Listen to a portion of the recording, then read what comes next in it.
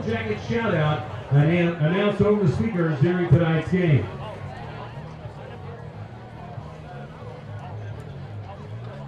Offensive starters for the Pirates tonight, quarterback Luke McCormick.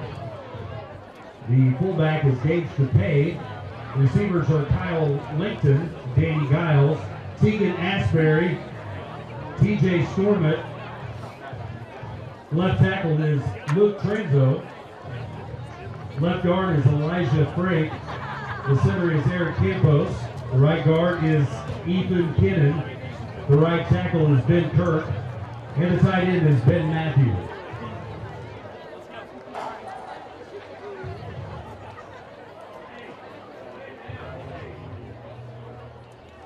Your officiating crew for tonight at back judge, Matt Lubert. The line judge is Kevin Gilmore. Head linesman, Russell Eatmeyer. The umpire is Billy Cannon, and the referee tonight is Roger McFeeters. Next, we'd like to say thank you to our video board partners, the folks that helped us reach our goal of raising funds for our new video board. That's National TV Sales and Rental, Shingles Colonial Chapel, Heritage Bank of the Ozarks, and First State Community Bank.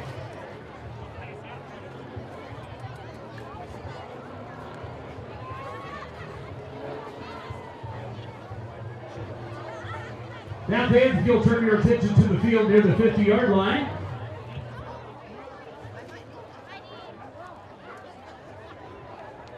And please welcome for a special performance the LHS Cheerleaders.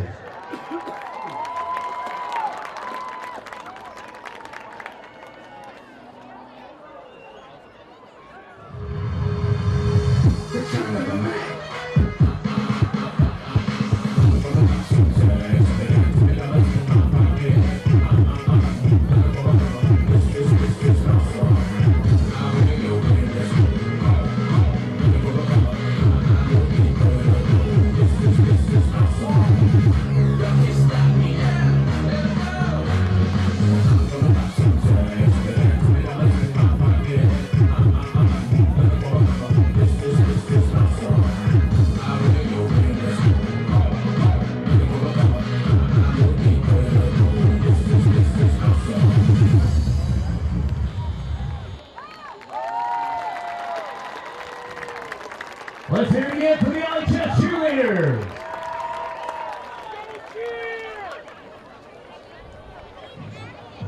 This week's Jacket Friday is Project 360 Youth Services. The Sound House at 210 South Adams in Lebanon is a drop-in center for area homeless, runaway, and at-risk youth ages 13 to 20, offering social, academic, and support services without judgment. The Sound House is open 3 to 7, Monday through Friday. A hot meal is served each evening at 5:30 p.m. Let's hear it for this week's Jacket Friday, Project 360 Youth Services.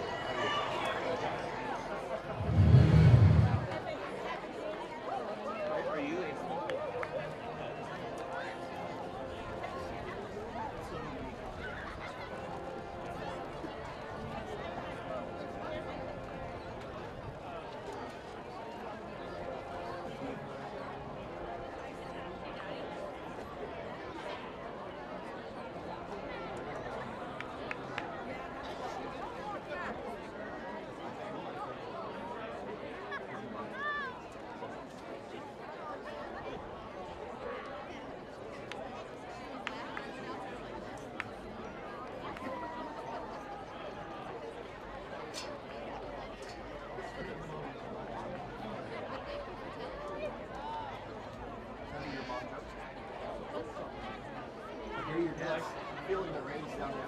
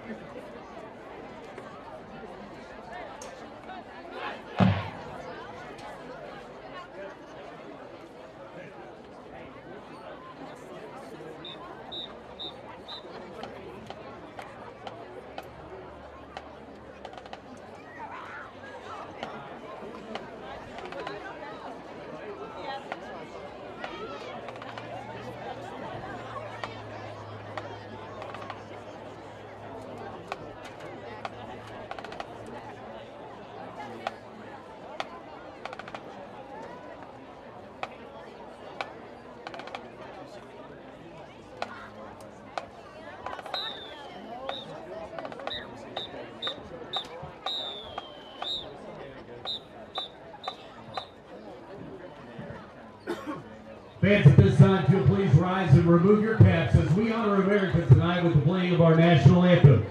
Performed tonight by the LHS Marching Yellow Jackets under the direction of Aaron Stewart. Ladies and gentlemen, our national anthem.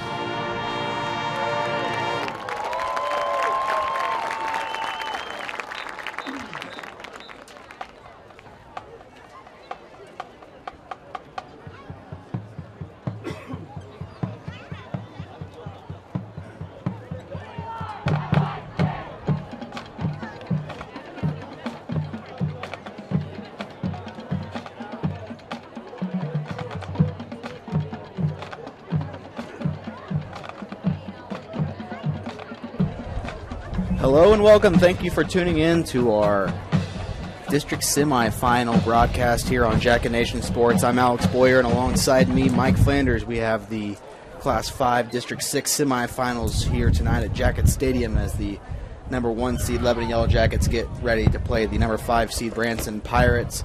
Mike, I missed some Friday Night Football last week, but I'm glad we got the bye week. It was good. Get some rest up. You know, Alex, I watched The Karate Kid in my spare time since last week, and Mr. Miyagi's teaching Daniel-san the crane technique, and you know, there's a quote from the movie that I think fits at this time, and Mr. Miyagi said, "If do right, no can defend." And tonight we've got double flex bone, and I think the team that executes, that takes care of the ball, if the team that does right tonight is going to move on, the team that does not do right will go home. And so here we go, playoff football. Can't wait. Yellow Jackets come in with an 11-2 or a 9-0 record. 11-2 record last year. Branson comes in with a 5-5 record this season. Yellow Jackets looking to advance to its 6th district title in 7 years, while winning the last 3 district titles. So should be a fun one here tonight, Mike. Obviously, the Yellow Jackets were a little bit banged up heading into that bye week.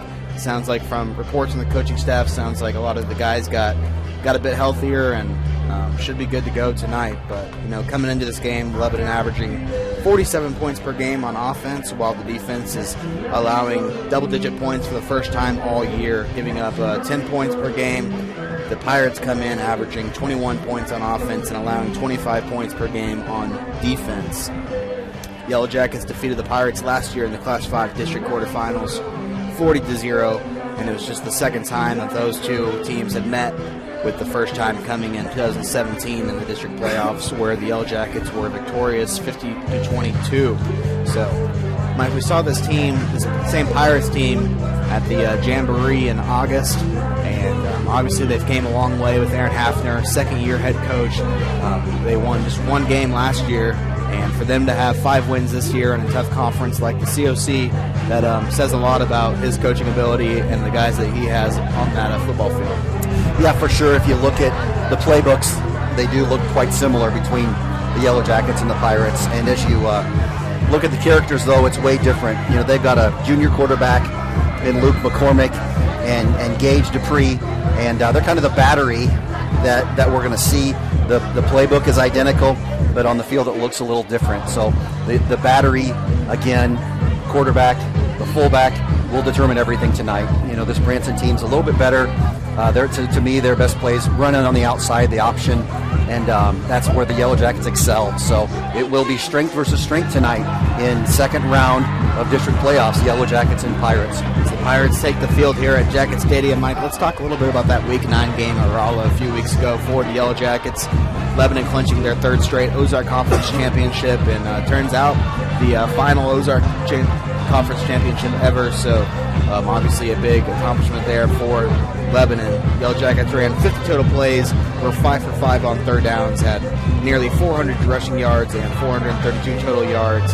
Jax Glendenning, the player of the game, with 21 carries for 208 yards and 4 touchdowns. And, you know, my Coach Christian came away from that game not very pleased with his defense, his running defense in particular. So it'll be interesting to see how, you know, I assume that the coaches did a lot of self-scouting these last couple of days and, you know, worked on the fundamentals, and I think we'll see a lot different Lebanon defense out here tonight. Yeah, I'm excited to see, you know, there's propensity that in the playoffs may coach a little differently, get a little bit more aggressive, but I just think the Yellow Jackets are going to do what they do tonight.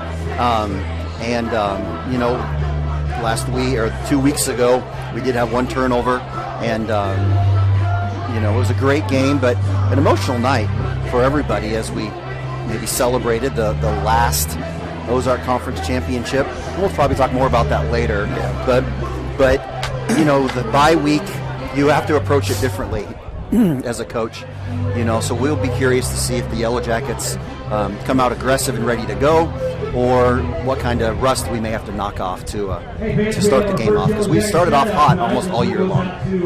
We'll play our hype video real quick and then be back for the player introductions as Lebanon gets ready to take the field here at Jacket Stadium. It's the Class 5 District 6 semifinals. You're watching Jacket Nation Sports on Misha TV. And another shout out. This one is congrats to Caroline Lilly.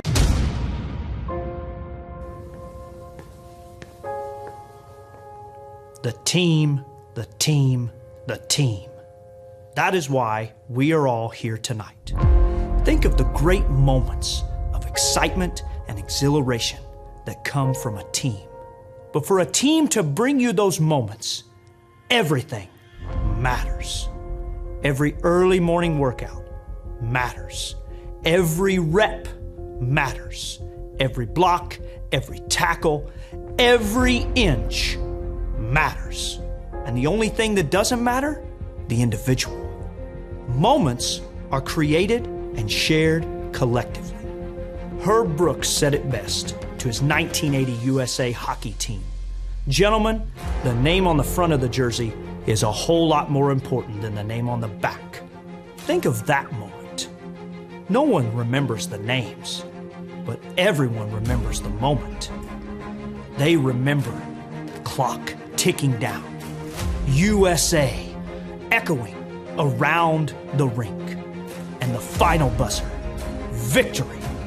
The team brings us those moments, and that is why you are here tonight. Tonight, you are searching for that moment, and your role in that moment matters. Every cheer executed, every note played, every third down where you're standing on your feet screaming until your lungs bleed matters. So Jacket Nation, get on your feet. Another step up the mountain takes place tonight. Your moment is waiting for you. Jacket football is here.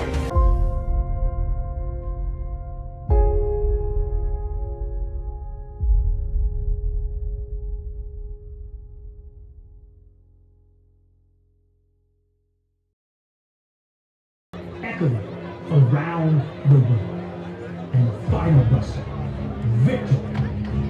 The team brings us those moments, and that is why you are here tonight. Tonight, you are searching for that moment, and your role in that moment matters. Every cheer executed, every note played, every third down where you're standing on your feet screaming until your lungs bleed matters. So Jacket Nation, get on your feet. Another step up the mountain takes place tonight. Your moment is waiting for you. Jacket Jacket football is here.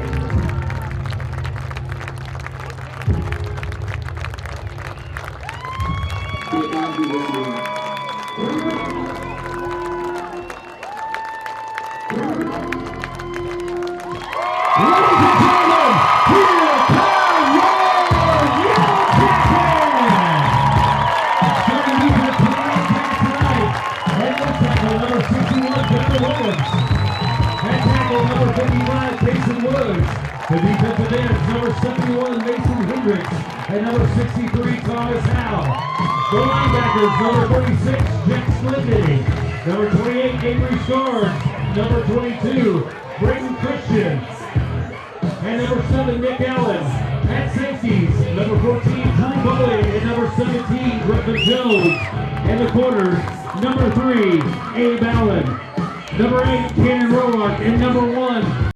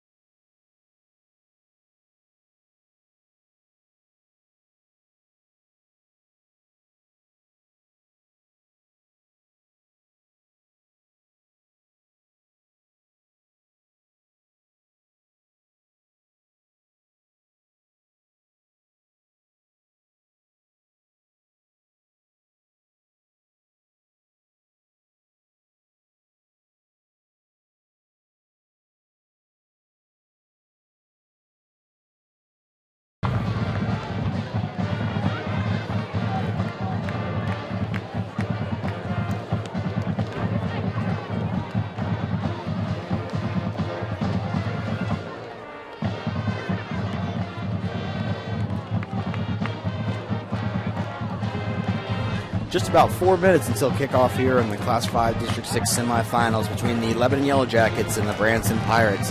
Let's take time to thank our primary sponsors tonight, Heritage Bank of the Ozarks, Results Advertising, Shadles Colonial Chapel, Mercy Hospital Lebanon, Missouri Cooperage, and Jonesy's Travel Center. So, Mike, it feels like just yesterday we were getting ready for week 1, and now you blink and we got playoff football on our hands tonight. Yeah, it's exciting times.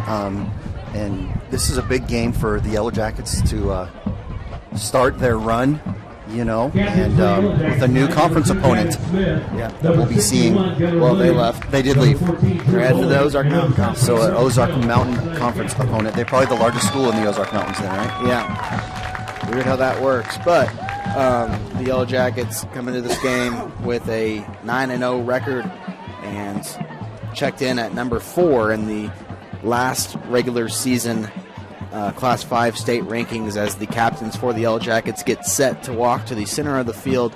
Gunnar Williams, number 61, Drew Bowling, number 14, Griffin Jones, 17, and Gavin Smith, the quarterback, wearing the number 2 jersey for Lebanon tonight. You'll see Will Christian donning a shirt for Lebanon sophomore J.J. Hudson, who, of course, earlier in the season was involved in a terrible car accident and has been on the long road to recovery, Mike. So the coaching staff, I think most of the coaching staff has hoodies on tonight, but I know all of them have their JJ shirts on tonight and are still supporting and praying for him every day. Yeah, shout out to them. Still recovering and fighting, and looking forward to hearing reports. I've not heard a report recently, but looking forward to hearing a report on how he's doing. Our attention goes to the coin toss. Of course, the Pirates coming off a 41-38 victory over the Glendale Falcons last week in overtime, Mike, a game-winning field goal by the Branson kicker.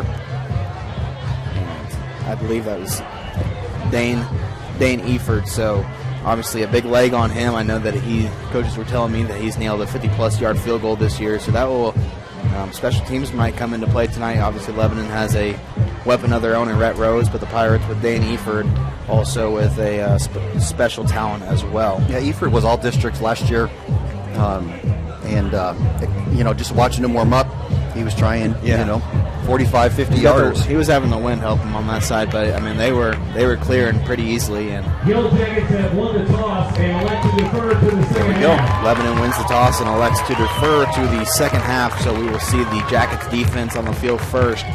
and the Pirates will get the ball first. We'll take a quick commercial break and be right back after this. You're watching Jacket Nation Sports on Mission TV. At Heritage Bank of the Ozarks, we are committed to our neighbors. Your local dollars are invested in our local communities. With local lenders and local decisions, because at Heritage Bank, we are neighbors serving neighbors.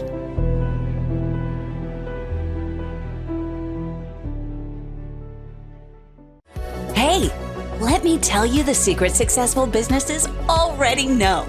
It's all about branding. Get recognized and get results. Results advertising, logos everything you can logo, like apparel, hats, mugs, signs, and banners. Branding your business is what Results Advertising does. Getting your name out there and on anything branding your business. The secret is Results Advertising in Lebanon at resultsadv.com and 417-533-7741. Ready for playoff football! We're about set for playoff football here in Macleod County as Red Roads get set to kick off. Number 9, Marshall Storm, the senior defensive back, set to return for Branson.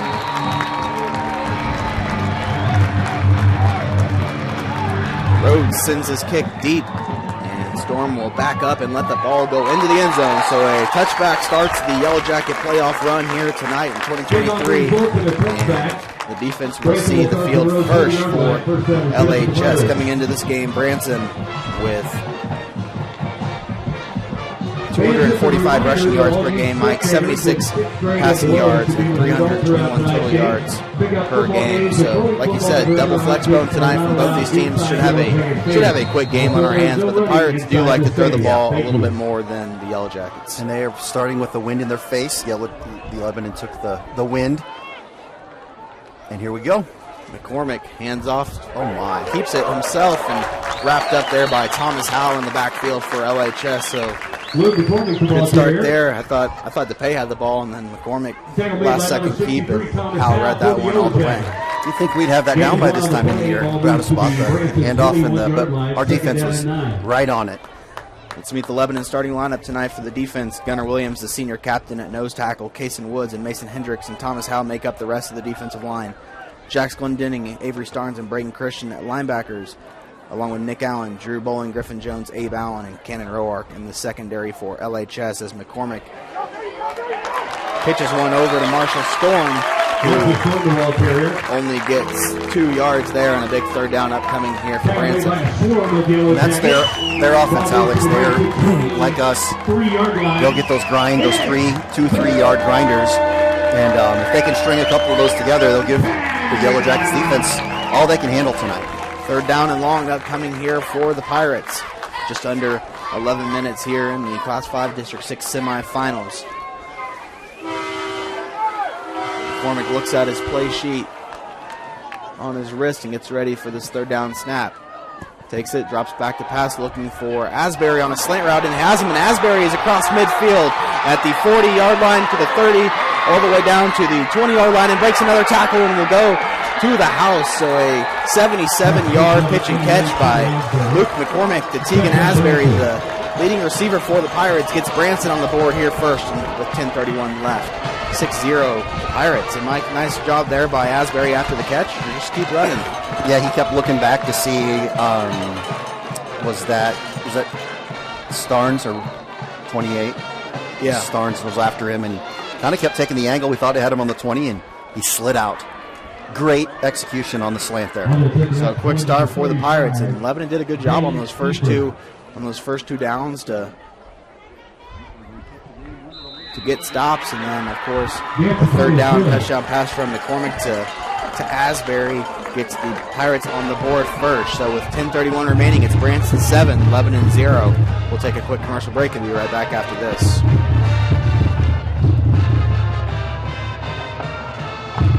Losing a loved one is painful, but at Shadle's Colonial Chapel, we make the hard times a little easier to bear. With affordable funeral and cremation services, we offer 2 spacious chapels, a full-service banquet area for families to gather, plus the latest technology for honoring your loved one. Our website has everything you need, from pre-arrangements to flowers, even a place to reminisce. Let us help you remember your loved one. Shadle's Colonial Funeral Chapel, the area's most often selected funeral service. For the Pirates, number 35, Dave Eifert. Kick return for the Yellow Jackets, number 3, 8, Allen, and number 8, Ken Roar.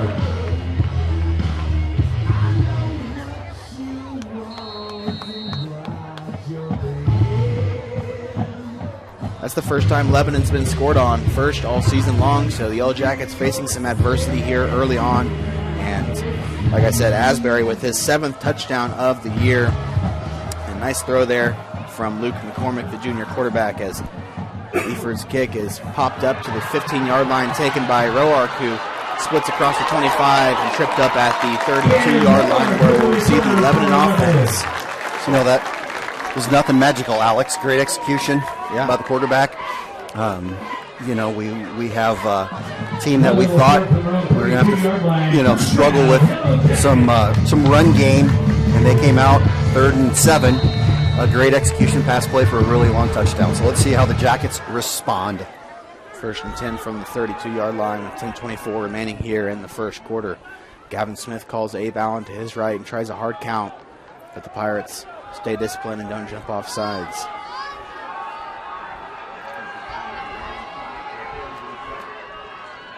Gavin keeps it himself up the right side, cuts to the middle, and gets about. There's a flag. I think it's going to be a face mask. That official there by the Lebanon sideline threw his flag a little late, so of course could always be a personal foul, and that is a face mask on the Pirates. So a Farm Bureau first down for the Yellow Jackets after the penalty, and an extra 15 yards added to that Gavin Smith 6-yard carry. Billy moves the ball to the 11 and 44-yard line. First down and 10 from the 44 now. Branson kind of comes out in a little bit of a 4-3, Alex. Another hard count there by Smith.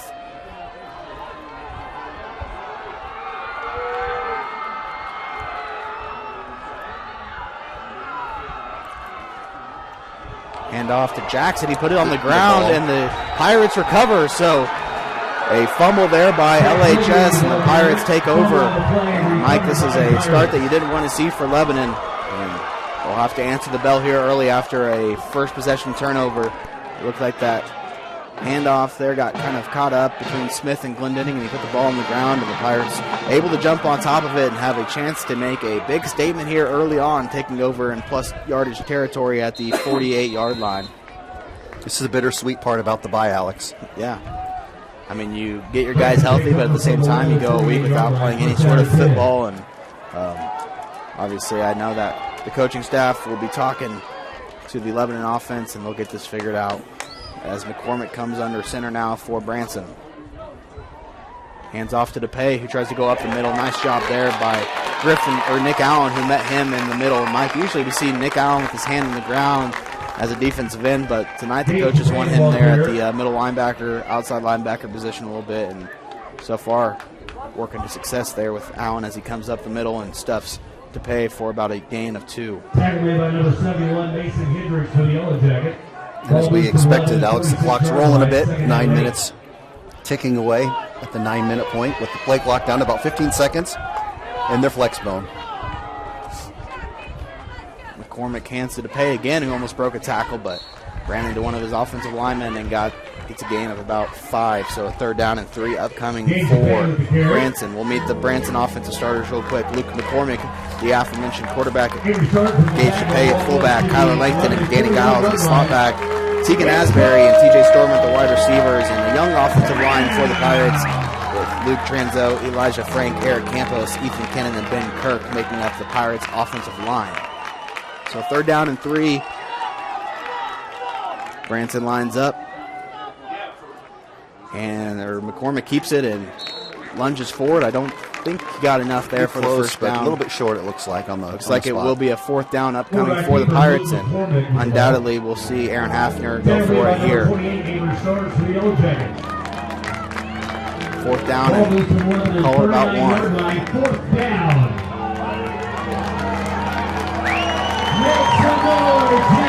Yellow Jacket Stadium on their feet here, Mike, and we'll see what Lebanon can do here. McCormick lines up under center with 12 on the play clock. Hands off to DePay, who gets about 3 there and gets a first down to the 35-yard line. Gage DePay, ball carrier. Ball marked on the 11 and 35-yard line. First down and 10 for the Pirates. Branson does a lot of subbing. Alex bringing in the tight end here and there, and a back here and there, but this time they're huddling up this time.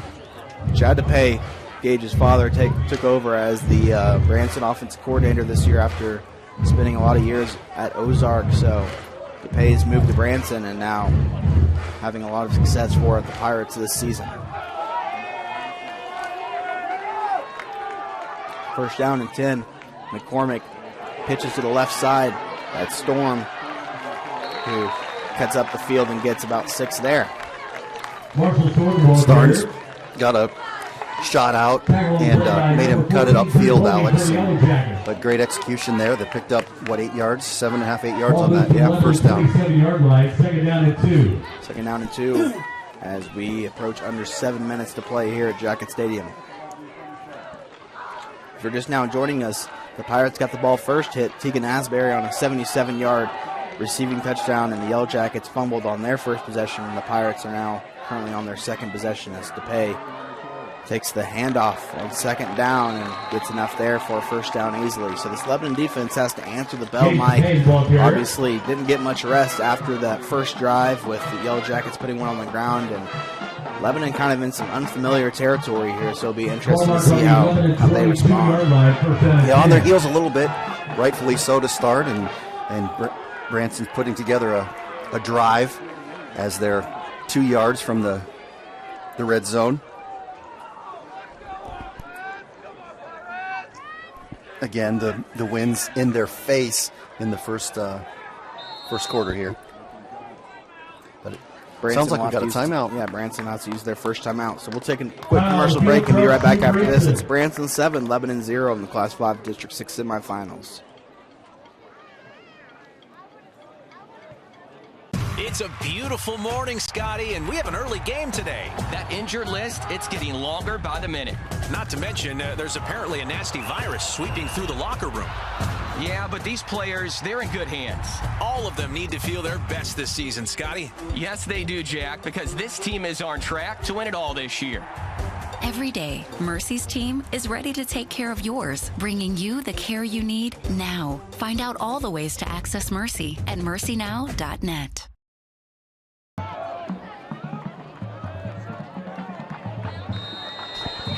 First down and 10 after the timeout by the Pirates. Now they're going a little bit I formation here, Mike. Mixing it up. Called Giles to his right. McCormick tossed to Storm, who tries to get to the outside and makes Gunnar Williams miss and stuffed there after a gain of 2. Nice tackle there by, looks like Drew Boland came from the safety position, and Mason Hendricks as well. Yeah, that I formation, mixing it up a bit. Little old school ball. Coming out of the timeout with the I formation. Looks like Branson brought a pep band on the other side. Did you just now notice that? Yeah, you see some. It's cool to see a student section over there. I like it. Cormac turns to his left, hands off to DePay, who has a seam up the middle and tackled there by Griffin Jones, who saves a touchdown and be first and goal from the 9-yard line after a big run there by DePay. Ball moved to the 9-yard line, first down and goal for the Pirates.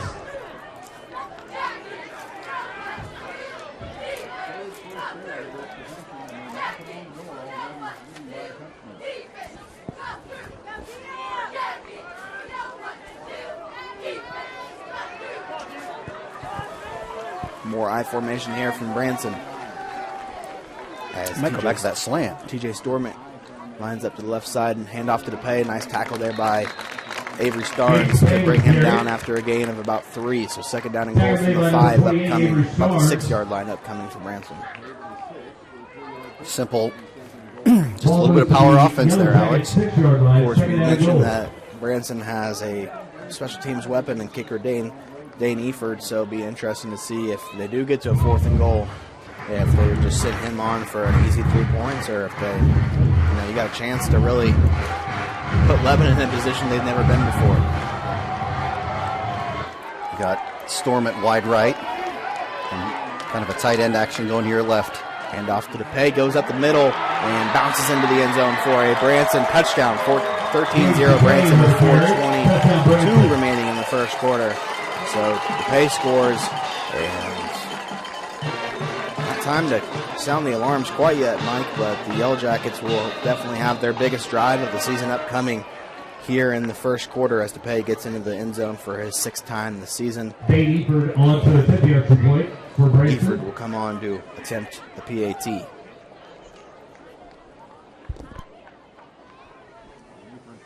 Snap's good, holds good, and the kick is up, and it is also good. So 14-0 Branson with 4:19 remaining in the first quarter. We'll take a quick break and be back after this.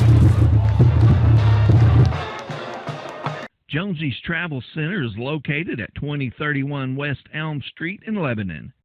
Be sure to be on the lookout for the upcoming Jacket ID promotion that allows student drivers and Lebanon R3 school faculty members to receive a handful of discounts. Jonesy's wishes the Yellow Jackets good luck this year.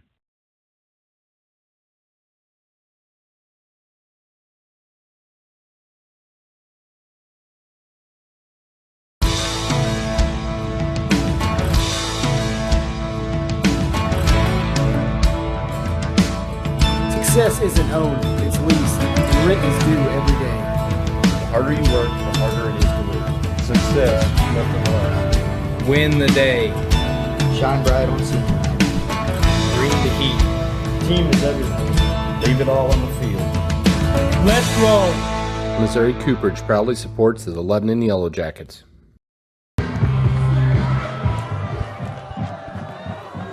Eford gets set to kick off and will boot one to the left sideline, and it hits off the low arc. Wow. And where he touches it was where Lebanon will get the ball. So at the 7 or 8 yard line is where the ball will be marked. Well, you said it a minute ago, Alex. The biggest drive of the year for the Yellow Jackets. I mean, that's just, there's got to be more situational than with the wind, a crosswind. You can look at the flag. It's crossing over the field now. But we've got 92 yards to go. No excuses. 4 minutes and 18 seconds left here in the first quarter.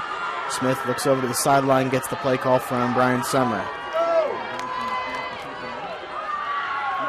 Hand off to Jax, who breaks a tackle and moves forward across the 15-yard line down to the 16 after a gain of 8 there on first down. Similar early fumble last week, and Jax put the team on his back, Alex, and took care of business. So I'm looking forward to seeing what the young man does this time. As it's second and about 2. Second down and 2. One play at a time, though, Alex. Hand off to Jax again, who gets just enough there for a Farm Bureau first down, and the chains will be moved.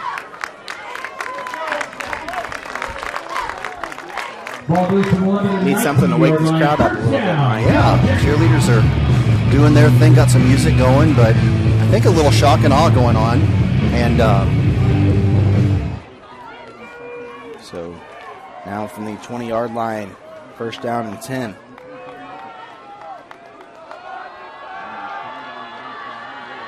Bowling slides to his left, and Gavin keeps it himself, cuts up the field, and almost made a man miss there after a gain of 9. Would have been nice to see Gavin football take that one a long ways, but tripped up there by a Branson defender. I'm curious, Alex, if Coach Summer, obviously we're still on script theoretically now, if it changed up after that first fumble, if it changed up our play strategy, our play calls, and what the plan was. Second down and 2 now for Lebanon.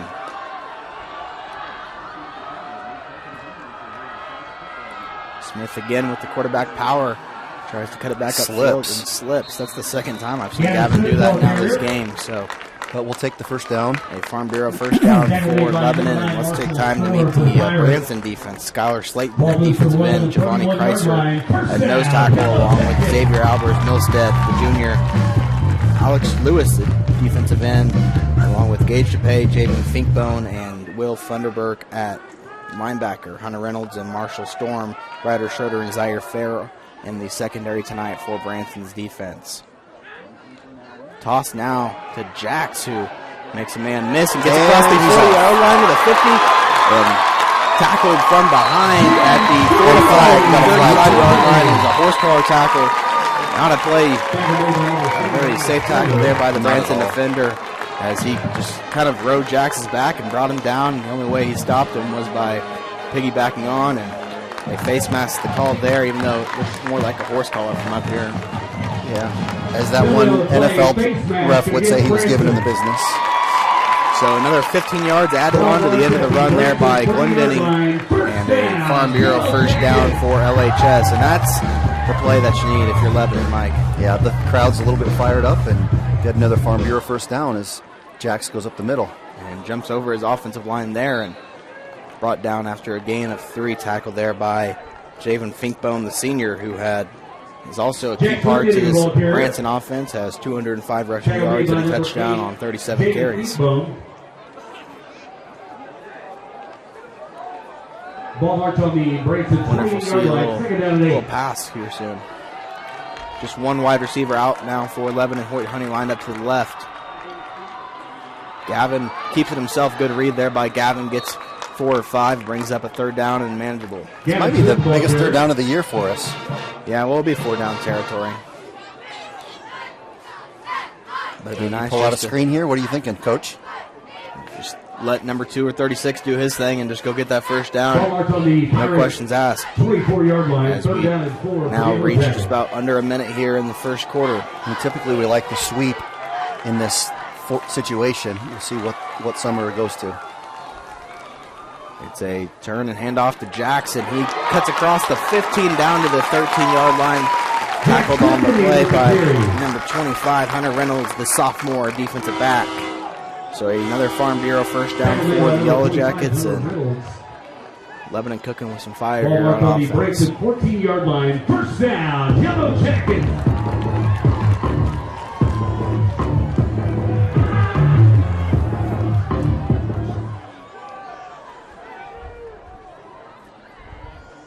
First down and 10 from the 14. Pitch to Abe Allen on the right side. Abe tries to cut in, and nice little push there from behind by the Lebanon offense and gets him across the 10 to the 9. I don't know which offensive. I think that was Gunner, who just came in from the back, and maybe Conrad as well, and pushed Abe forward. And I mean, Mike, he was stuffed for a gain of 1 and ends up getting a gain of about 5 there. So nice job there by the guys up front, and we have reached the end of the first quarter here at LHS. We'll take a quick commercial break and be right back after this. You're watching Jacket Nation Sports on Mission TV.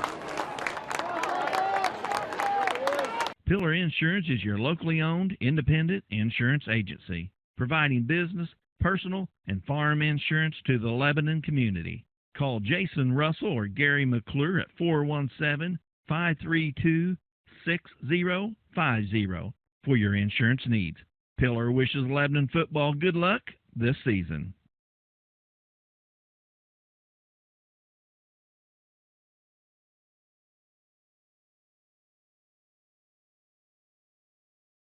Hey, my name is Roger. I'm the middle school pastor over here at FBC Lebanon. Are you looking for an environment for your middle schooler or high schooler that is both engaging and fun? At Team FBC students, we offer an experience for 6th through 12th grade that is sure to be the highlight of their week. With 2 separate environments for both middle school and high school, students are able to receive a Jesus-centered message that is specifically catered to where they are at in life. So again, we are Team FBC. We're located at 311 North Madison in Lebanon. We're the church with the castle. Our services begin every single Wednesday at 6:30 p.m. and include music from our student-led band, fun games and activities, and a gospel message. We can't wait to see you this week at Wednesday night at Team FBC Students. Back here for the second quarter as Jackson Glendenning gets the handoff on the first play and moves forward past the first down marker and a first and goal situation now for Lebanon. So, right before the ball marked on the Branson 3-yard line. Right before the quarter, you mentioned Gunner went in there and kind of drove the pile in it. I appreciate him coming in as a tight end, and having some injuries and having to pull his jersey and go from a tight end jersey to a lineman jersey, and he's done a pretty good job. He knows West Plains, that first game where he did that. Gavin on first and goal, turns around, hands off to Jackson. What a drive by Jackson Glendenning, and he caps it off with a 3-yard riverfront campground and canoe touchdown. So the junior fullback finds pay dirt, and the Yellow Jackets cut this lead to 14-6 now. We'll see if Rhett Rhodes can bury this extra point. Is that 22 in the season? I believe. Yeah, 22 touchdowns after a 4-touchdown performance against the Bulldogs. Rhodes, extra point is good. 14-7 now. Yellow Jackets trailing by 7 to the Pirates with 11:32 left in the second quarter. Again, want to take time to thank our primary sponsors for this stream: Heritage Bank of the Ozarks, Results Advertising, Shadles Colonial Chapel, Mercy Hospital Lebanon, Missouri Cooperage, and Jonesy's Travel Center.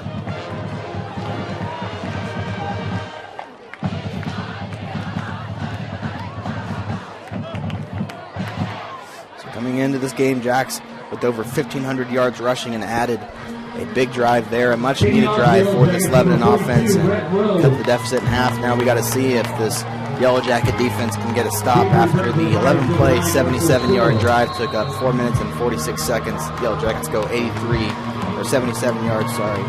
Thankful for the score, but probably, Alex, more thankful for the momentum it brings. Yeah. So we'll see what happens now as Red's kicking into the wind instead of favoring the wind. Storm takes it to the 30 and brought down by Griffin Jones. So, Alex, what's the defense talking about between touchdowns? It's kind of like Lebanon's offense, it's nothing special. They're just turning around and handing the ball off. So it's up to this Lebanon defense to find, some dudes to make some plays, stay on their keys, get through that line, and put them in, 3rd and 7 territory. I know the Pirates scored on one, but I would take that every day of the week if you had these guys 3rd and long. It will be available to pick up at Results Advertising starting on Monday. All right, let's see this. Check the clock, 11:21, and see what happens with this drive. Back in their flexbone offense. McCormick tries to get around the outside and makes Abe Allen miss, and McCormick dives forward to the 35-yard line after a gain of 4. Luke McCormick, the ball carrier. Nice job by McCormick to just keep going to that edge, Mike. Made Abe miss, and not something you see often, a missed tackle there by the junior cornerback. Ball moves to the Branson 34-yard line. Second down at 7.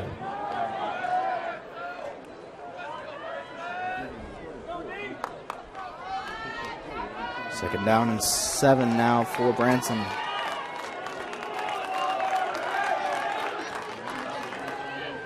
Turns around, hands off to DePay, who gets to the 39-yard line, and it'll be a 3rd and 2 upcoming for the Pirates. Nice tackle there by the Lebanon. I think that was Avery Starnes, who ended up making the tackle there for the Yellow Jackets. Junior linebacker who's had 37 tackles on the season, keeps making plays. Gonna need a big stop here on 3rd down for LHS. And got to give it credit to Branson's offensive line there. The MVP so far at this point, Alex. No doubt. Huge play.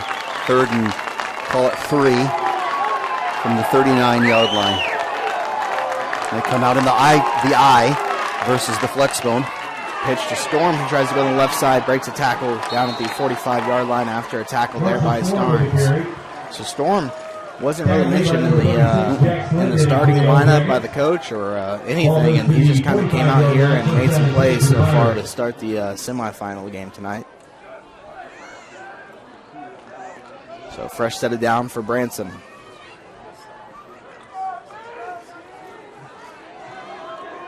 Branson sends a receiver out to the right now. They've only thrown one pass, correct, Alex? Yeah, still in the I formation.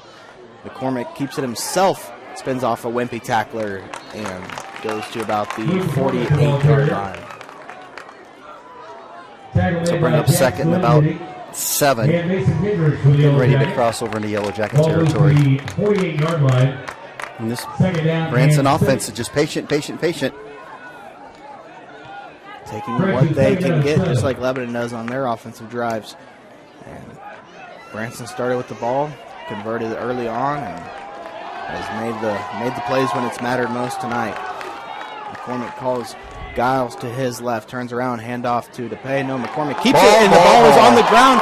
Storm copped it up, and Lebanon almost a fortuitous bounce back into his Storm, that ball bounced right up into the air. And he was on the ground and just reached. Now a third down and long, Mike. So as long as, if you're Branson and you get six yards here, you're probably going for it on fourth down. But definitely a big play upcoming here. Johnny Reed on his feet as Yellow Jackets try to stop here on this third down. I formation for the Pirates. Giles goes to the left side. Pass. Play action, throws it out to short. Number 2. It's like fourth and about Langton. And 1.5, Alex? Yeah, so just enough to get him to go for it. And so a little I formation again there. Gutsy call. Yeah, it paid off, and Lebanon can't seem to get a stop tonight. Of the line to gain, it's fourth down. Play action too. Nice play call there by the Pirates. It'll be interesting to see the Yellow Jackets try some of the I formation, some more play action. I think those little passes out to the flat can work a lot in an offense like this as the Pirates line up in the I again with the pay at fullback and Storm at running back. McCormick on fourth down cuts up the middle and gets a first down. So Yellow Jackets have their chance, but defense surrenders another first down, and the Pirates keep the clock moving and keep the chains moving. Ball moves to 11 and 44-yard line, first down and 10. So 3-minute drive. They've taken 3 minutes off the clock. Usually, the Yellow Jackets seem to burn quite a bit of time. With their hands on their hips, they are huffing and puffing out there.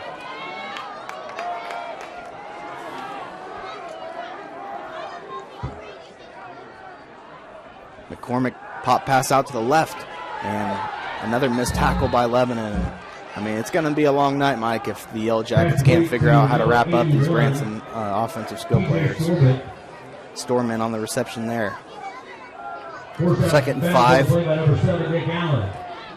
Just a pretty simple pop pass there. It works, just like we see with, Glendale-esque, Camdenton-esque. You put the ball in the air, and I think good things tend to happen sometimes when you have these guys stack the box like this. Looked like movement there by the halfback, but no false start call as DePay takes it.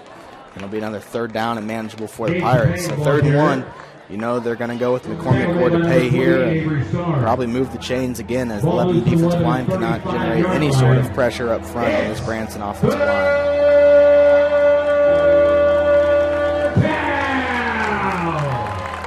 Branson is keeping that clock rolling. In no hurry at all, as 7.5 minutes left to play here in the first half. Man, that Storm fumble, him able to get on it, just changed the entire momentum. Gave Branson another life, and they made the most of it. Hand off to DePay, goes up the middle for a big gain there, brought down in the secondary by Drew Bowling at the 25-yard line. It's not a good thing when your safeties are having to make those tackles, Alex, on the dive. Not at all, saving touchdowns multiple times tonight. Again, their line is just playing exceptional, and we looked at film and didn't really see anything spectacular, but they're young. They're executing, very young. Doing a nice job up front so far for sure. This is guys who have played here all year long for LHS on that defensive line, and nowhere to be in sight to make a play as ball? Nope. DePay held on to it. Here's the lesson of the day, Alex. Playoff pressure doesn't discriminate. Jaden Feetbone with the carry. Undoubtedly, Branson's the team playing the tougher competition throughout the entirety of the year, so hard to judge a team off their record whenever they're playing in one of the premier conferences in the state. And no offense to the Ozark Conference, but the Central Ozark Conference in football is much more superior in my eyes than the Ozark Conference. What Ozark Conference? RIP.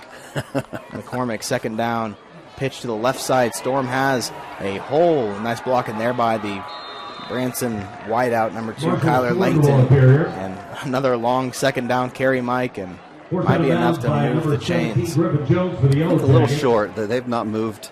There they go. No, they are. And so you're getting these second down and longs, and then you're just not doing anything with them. That's the difference in the game right now. Lebanon's giving up way too many yards on second down as Gavin Smith starts to pace the sideline a little bit back and forth.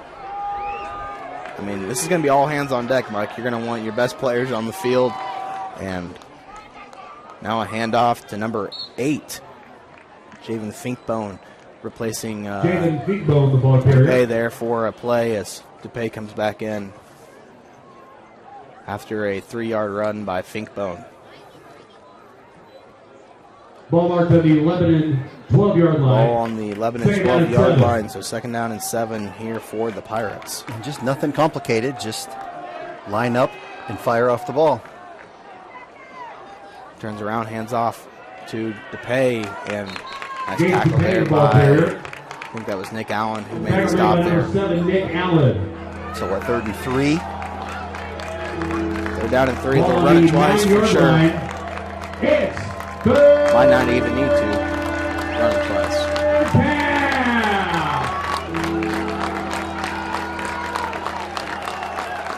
Kind of a double tight set, so definitely a power set. But no need to go away from what's been working for him, as the pitch is once again successful for the first down. Marshall Storm having a big game so far, moves the chains in a first and goal situation now for Branson. And the clock continues to run. Lebanon does get the ball first to start the third quarter, but I mean, they're going to have to go in that 4-minute offense, Mike, and move quick and try to put up some sort of point before halftime if they want to stay in this game. Ball on the 1-yard line now.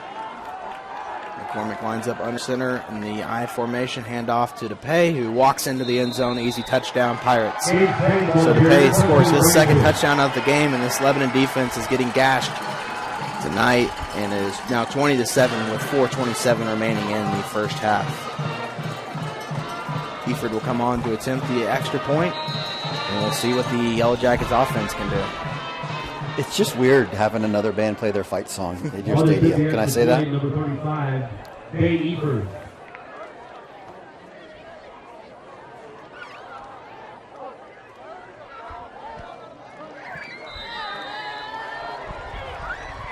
The extra point is good. So 21-7 now with 4:27 remaining. We'll take a quick commercial break and be right back after this.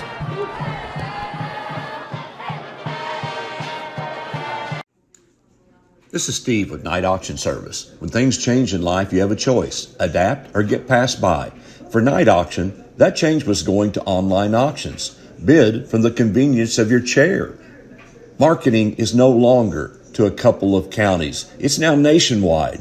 Crowds are up threefold, equaling better results. Whether buying or selling, check out nightauctionservice.com.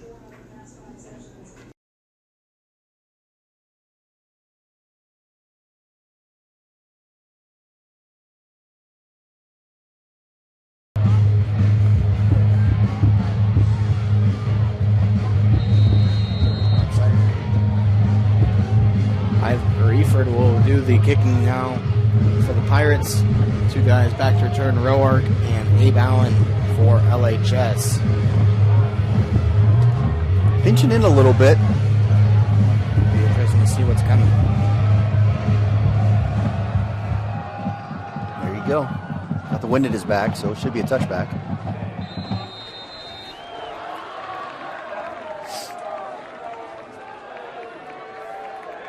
20-yard line. 4:27 remaining in the first half. Lebanon offense will come back on the field. Every time you give up a score, Mike, the next offensive possession becomes your biggest possession of the season. So yeah, we did a score check with 11-20 something and 7-minute drive. Does not help but that's just stereotypical flex bone, grind and do their thing. So see what the Yellow Jackets have here. Stay with the bunch formation. Gavin keeps it himself, goes up the middle, and gets 3 or 4 yards there on first down. So many things we saw last year from this Lebanon offense was Smith was really not a key focal point for the defenses, and he was able to bust a lot of runs. But so far this year, we've seen, 5 or 6 yard carries for Gavin. It'd be nice to see him break one and go to the house for sure.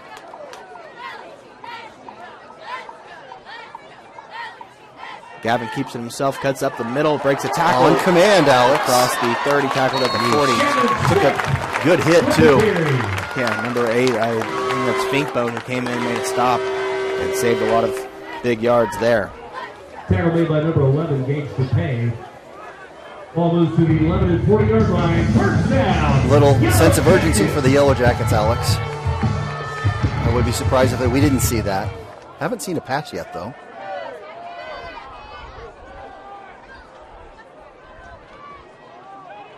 Oh my, almost a bad top pitch there from Smith to Allen Fortuitous catch. Nice use of fortuitous. I'm guessing what, Garrett, is that about the 15th play we've run? That's not success with this offense. Second down and short, so it'll be interesting to see if you take some sort of shot here or a play action. We'll see what the Yellow Jackets call. Turns around, hands off to Jax, who goes across the 50 for a Farm Bureau first down, tackled at the Branson 45-yard line. So that was the 15th play from scrimmage in the first half for the Yellow Jackets. Ball moves to the Branson 45-yard line. First down. Snapping the ball in 15 seconds is good. Great read. The Bowling, who gets a nice block by Abe Allen, cuts across the 25-yard line, makes another cut, 20, 10, Drew trying to go the distance, brought down at the 2-yard line, but a big carry there by the senior slot back, Drew Bowling, and a much-needed Farm Bureau first down right there, and I don't want Drew to feel bad or anything, but you don't see that kind of athleticism from Drew Bowling often, who's kind of known more as a technician and not really somebody's not ready for wrestling yet. Yeah, I know. Gavin Smith, first down and goal for Lebanon now. He turns around, hand off to Jax, who gets into the end zone. And a flag, hold on. We got a late flag. Probably going to be holding.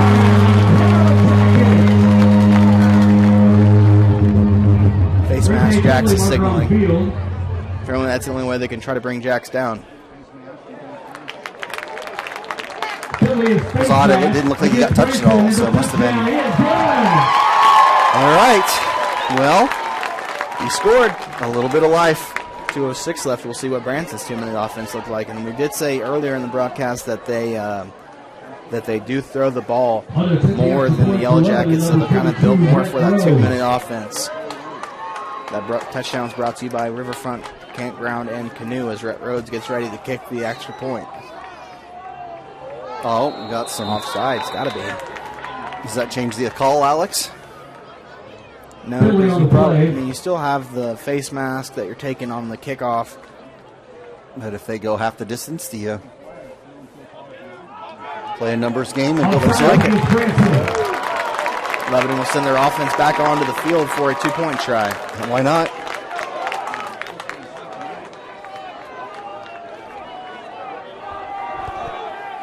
Here we go, folks.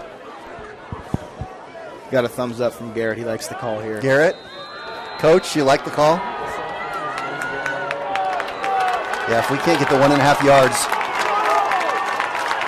So Lebanon crowd on their feet for some reason as the offense on the field. Smith signals Drew to his left. Gavin keeps it. gets into the end zone.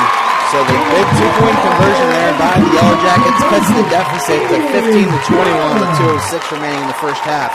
We'll be right back after this. You're watching Jacket Nation Sports on Mission TV.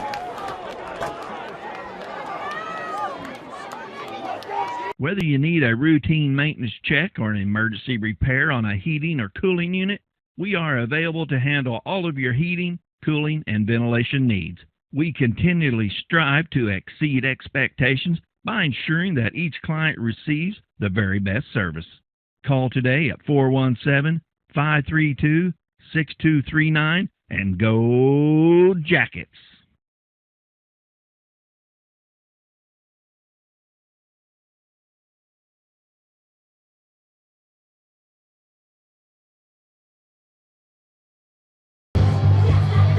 So Jax Glendenning gets into the end zone for the second time tonight as Lebanon goes 6 plays, 80 yards, takes off 2 minutes and 21 seconds off the clock, and now the Yellow Jackets will need to get a big stop here on defense before heading into the halftime locker room. And of course, Mike, that face mask penalty on the Glendenning touchdown gives Lebanon the kickoff at the 45-yard line, and Rhodes kicks off, and the Branson kickoff return man takes it at the 15, makes a couple man miss and gets across the 30 to the 42-yard line where he's brought out of bounds. So nice return there by the Pirates. And, of course, we mentioned that Branson has a good kicker in Dane Eford. So he was attempting 55-yarders with the wind at his back. You know, it's a conceivable thing. Your wife and big sister are so glad to be back in Jacket Nation to support the two of you in what you love. What's a jacket? Always a jacket. Branson starts from their own 43-yard line. First down. Gavin Smith comes into the game on defense for the Yellow Jackets at cornerback. So we talked about all hands need to be on deck tonight here. Under 2 minutes to go. McCormick keeps it himself. Nice great play. Read there by Howe, and he had the handoff to pay if he would have just gave it, but McCormick keeps it, gets a yard of 1. And if you're Lebanon, you probably wait until after this play to decide whether or not you want to take that timeout. Game 1 of the play moves the ball to the Branson 44-yard line, second down and 9. Pirates have 2 timeouts remaining in the first half. Second down and 9.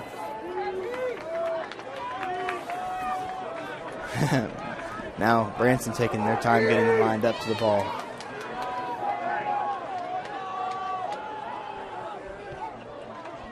Pitch to the left side, and that's great job, guys. Langton, nice. And the ball pops out. And it should be Lebanon football. But they're going to mark the Branson runner down at midfield. Coach Christian's looking for a red flag in his pocket. I mean, the refs didn't have any clue the ball was out, so that's why they signaled him down. They still probably have no clue that the ball was even out. So, timeout now by the Yellow Jackets. I got a red hanky in my pocket. Should I run it down there? I would like to see a replay of that. I mean, undoubtedly that ball was loose. And the refs, with an inadvertent whistle. The ball carrier was down. Branson will have so the ball. Timeout now for Lebanon. Take time to read one of our Misha PSA announcements. The score of any athletic event is generally forgotten over time, but the actions of players, coaches, and spectators leave lasting impressions. The next time you attend a high school game, think of how history will remember you. Choose good sportsmanship and help rekindle the spirit of citizenship. Remember, the lessons you teach today will develop better citizens in our communities for tomorrow. This message was brought to you by your friends at the Missouri State High School Activities Association and Jacket Nation Sports. All right, here we go. Third down, 4 yards, 1:06 on the clock. I formation. And here we go. Pitch again. Out to the left, enough there. And he stays in bounds. 50-yard line down to the 42. So now Lebanon. Smart timeout call there, nonetheless, regardless whether or not Branson got that. You know, you got to trust your defense, and Branson did their job to get the now first. They're going to call a timeout. 42-yard line. Branson called a timeout. I mean, you're probably, a first down away from definitely being within Eford's range. I mean, I'd say at this point they'll try it. But he was, like I said, so from our 45, he was kicking in in warm-ups with the wind at his back. Wind still pretty northern wind, so definitely blowing in the Pirates' favor. So 21-15 here in the Class 5 District 6 semifinals with just 56 seconds remaining in the first half. Look at some other scores around the area. Capital City up 17-6 over the Campton Lakers in the second quarter. Elias Catholic with a 7-0 lead over Washington. Nixa up 21-0 over Ozark, and Joplin leads Kickapoo 14-7. Is that their second timeout? They've used 2 timeouts? Yep, one timeout remaining.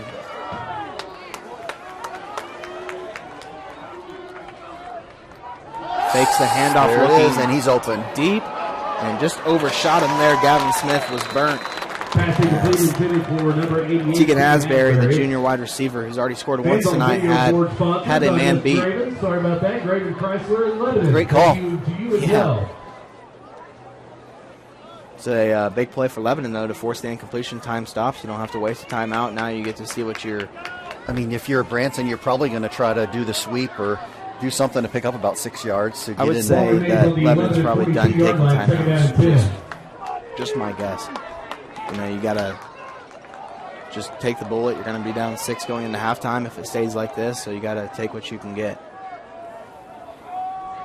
McCormick fakes the pop pass, looking deep, now throws it to the pop pass on our right side, and both Roark and Bowling went forward with that great call again. And gets enough there for a first down at the 30-yard line. All right, so they're field goal range for sure. And still got plenty of time. 40 seconds left, plenty of time, 1 timeout left. On the 30-yard line, first down and 10. Lebanon only went 1 safety high there, so they tried I mean, if you're Lebanon, you'd rather take that little pop pass out to the outside than the fall shot for the pump fake on it and get burnt. Sweep left, a lot of field over there, Alex. So they've liked to run so far. Yep, it's a pitch to Storm, who tries to cut, and nice tackle there by Jacks to at least wrap him up a little bit and keep that clock running. 30 seconds on the clock, I guess. Gavin Smith and Griffin Jones for the Yellow Jackets. Branson got to go quick here. 20 seconds left, and they're huddled up. Yeah, they're going to use their timeout. Oh, there. Now you can take a couple shots at the end zone. If you don't get them, bring your kicker out there and try to extend this lead to 2 possessions going into the half. During this timeout break, we will take a short commercial break and be right back after this on Jacket Nation Sports.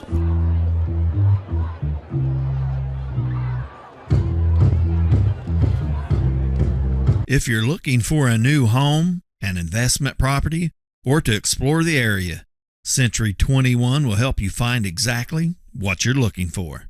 Since 1971, Century 21 Real Estate has set the standard in the real estate business. So when it comes to your home, never settle. Move with the relentless agents of the Century 21 brand on your side. Century 21 is a proud sponsor of Jacket Nation Sports and Lebanon High School athletics. So 2nd down and 5. Play action. There's your McCormick shot. looking for the end zone and has a man. Gavin Smith fell for the play action and a touchdown to Asbury. So a big touchdown there for the Pirates with 14 seconds left. Gives them a 2-possession lead and the second touchdown pass of the night from McCormick to Asbury. Branson's coaches have just called a perfect half. You know, I don't know how you fall for the play. I mean, you know that they're going to pass the ball into the end zone and somehow just not there. Big extra point here all of a sudden, potentially. Eford gives the Pirates a 13-point lead, and now Lebanon will go into the locker room down 28-15. Point is good. With 14 seconds remaining.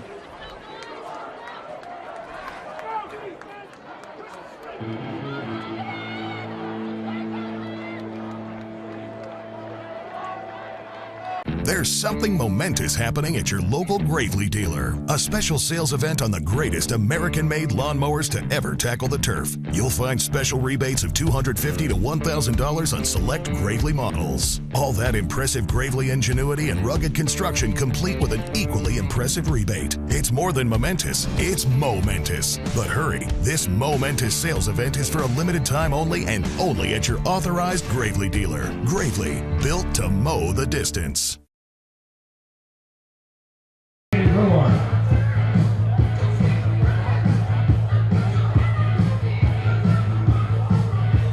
14 seconds remaining in the first half as McCormick to Asbury for the second time here tonight. Eford takes a step. We were worried about them kicking a field goal, Mike, and Branson said, we'll just go ahead and take 6. Well, they could take a field goal. It just was only worth 1. Kenan Roark and Abe Allen deep to return for LHS. And if you're Lebanon, you just got to take your wound here and just go to halftime as that kick goes out of the back of the end zone. And assume here we'll just see a knee and go into the locker room down 13. I'd probably disagree with that call. I think with the way we're running the ball this year, I think you got to hand the ball off. You can't afford a turnover. Just take your knee and go into the half. Kickoff results in a touchback. Lebanon will start from their own 20-yard line. First down, Yellow Jackets. It makes that drive coming out of halftime bigger now that your defense couldn't get a stop there for you. Could have doubled up there. Looks like they are going to try to run some sort of play. Probably just a handoff up the middle to Jax, if I had to guess. Yep. And Jax goes to the outside, not able to make a man miss, and the clock will stop at 7 seconds. And that will be the end of the first half. So Lebanon goes into the locker room down 28-15. A lot of work to be done on both sides of the ball for Lebanon. Branson coming to play tonight, up 28-15. You're watching Jacket Nation Sports on Mission TV. We'll take a quick break and be back for the second half. For the Lebanon LHS Marching Yellow Jacket Band and a performance from the Dream Team Dancers.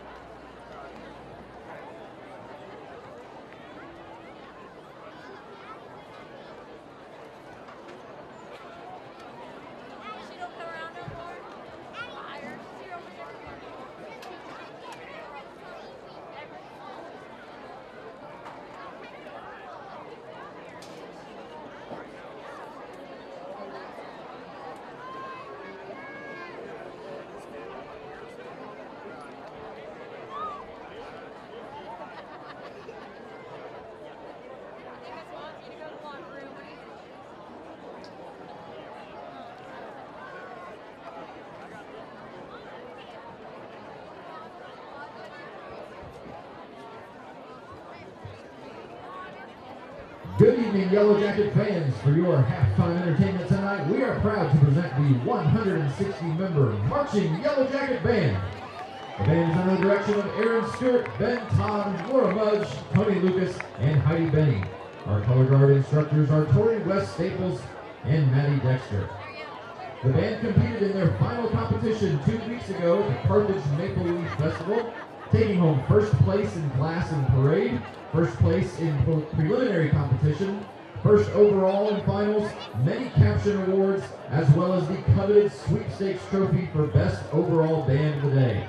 Please help me congratulate the Marching Yellow Jackets on a successful competitive season.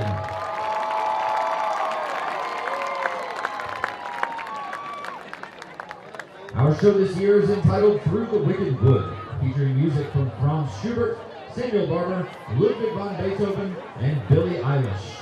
Tonight will be our final performance of Through the Wicked Wood, and we sincerely hope you have enjoyed it as much as we have. Drum majors, Abby Tapp, Sadie Rink, and Kara Dameron. Is the band ready?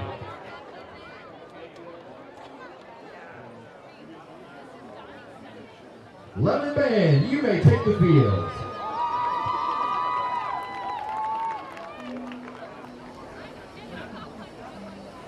Wander not into the wicked wood, where sirens roam at will, charming hearts to every hill.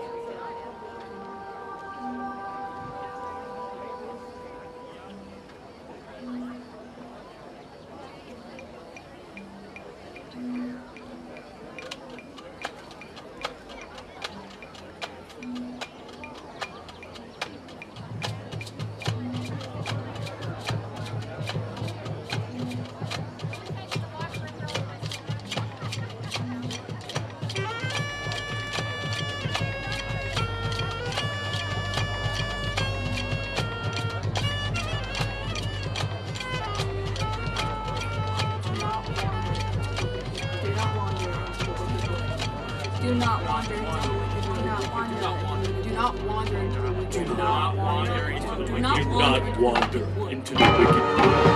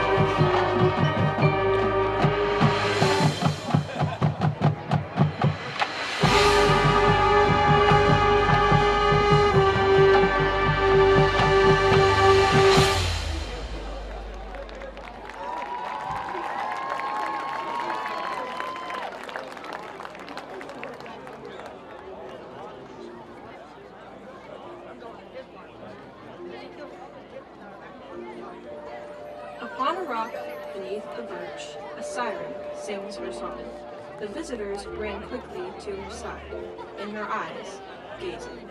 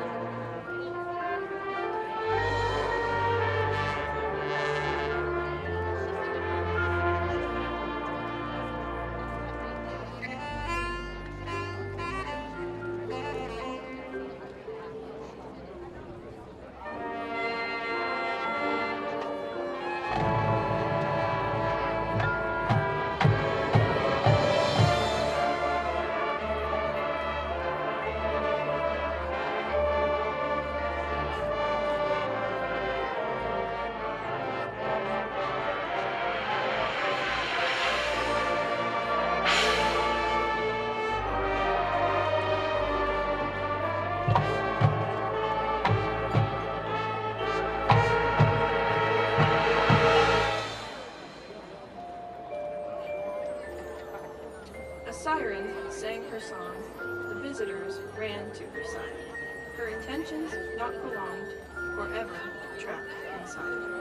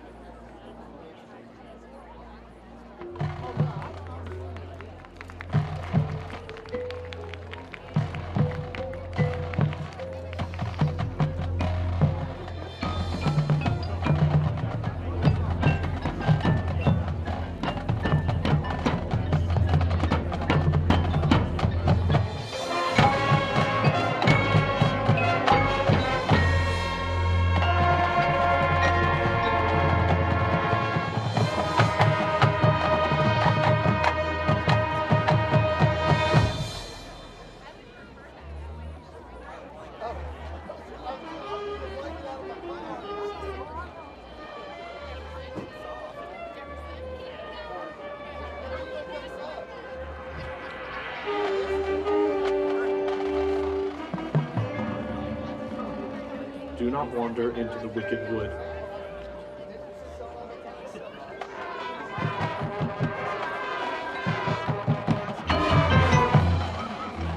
In her eyes, gazing.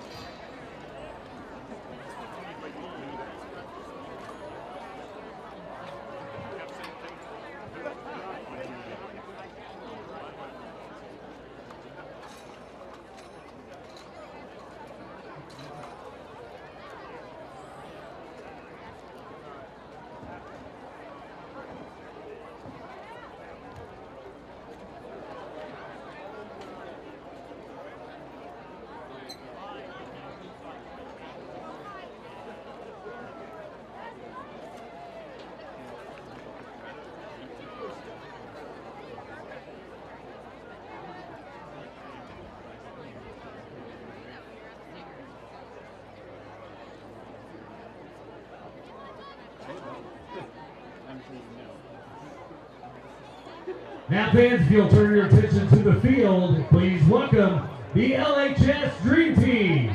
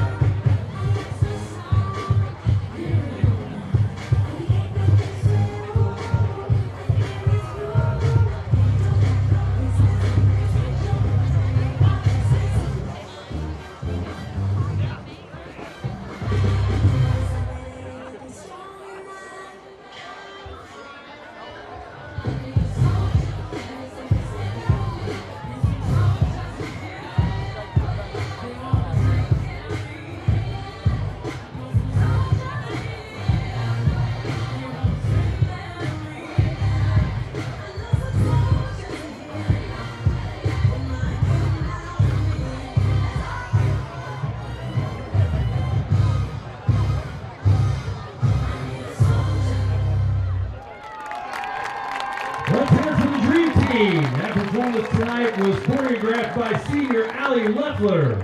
Let's hear it again for the Dream Team.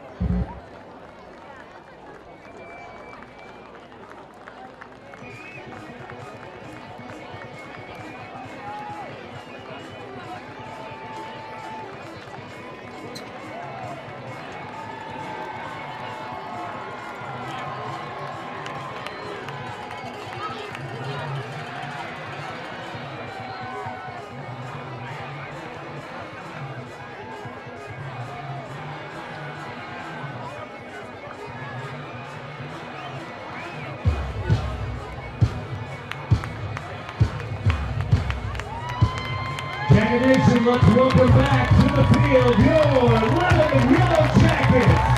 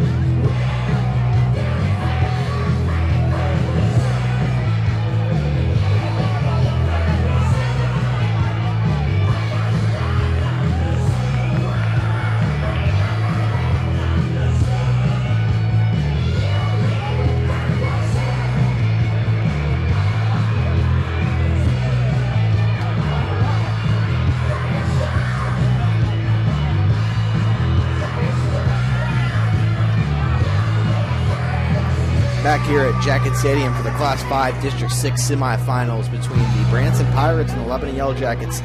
Branson with a 28-15 lead at the half. Lebanon will get the ball first to start the third quarter. And, well, Mike, when you put the ball on the ground and you have to play from behind, you're running the flexible offense, it's going to be a long night for you. And so far, the Yellow Jackets are experiencing that. But, 24 minutes left of football, still a lot of time left. Score and get a stop, and all of a sudden you have a chance to take the lead. Well, and, like we've spoken of, we don't have a problem scoring tonight. It's the defense stepping up. So, we'll get the ball, go down and score, and then we'll see what happens. You see what adjustments we make. We were in the 4-3 most of the first half, so we'll see what adjustments. Coach Christian always good at making adjustments, and we will be in this ball game. Yeah. Branson's put the ball on the ground 4 times. 3, I think. 3, and almost 4.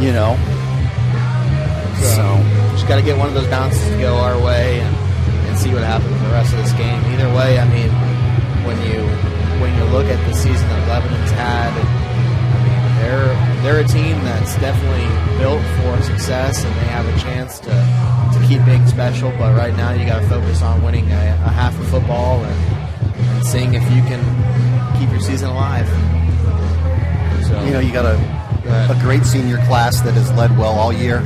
There's no surprise that they wouldn't step up here. You got it, but at this point, Alex, you do have to hope for the ball to be on the ground and we get a favorable bounce and some breaks. No doubt. There's definitely.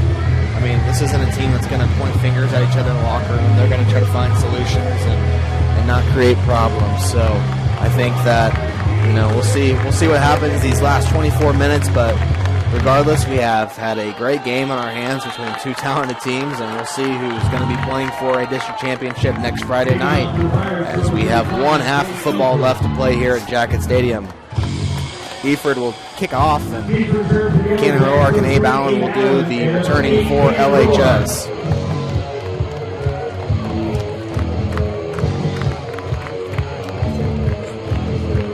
Branson's got nothing to lose here, Alex. Right. And so you have a fired-up Branson team, and see what they were 5 for 7 on third down. So for them to keep the chains moving, and I think 1 for 1 on fourth down, or 2 for 2 on fourth down. Sorry, Lebanon's just got to make a play happen on the defensive end. Roar catches it at the 9 and will look to find a hole, but nowhere to go. Makes another man missing. At least gets across the 20. Almost got hit from behind. The ball just came loose there as the tackle was made by number 2500 Reynolds. Quite the return there. A lot of work there for the young man.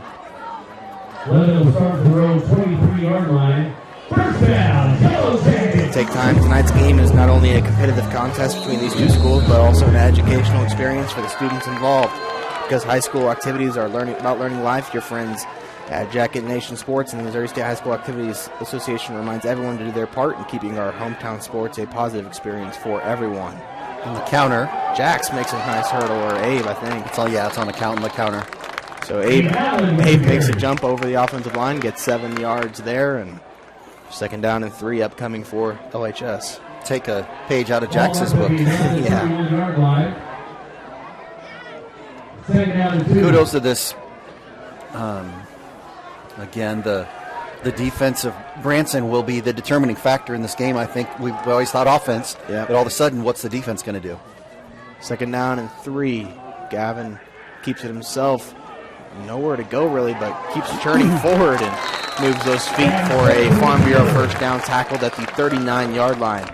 We'll see if Lebanon tries to go a little bit quick here, Mike, because you're going to need every single possession that you can have in the second half. And kind of does look like they're getting the call in quick and going with it.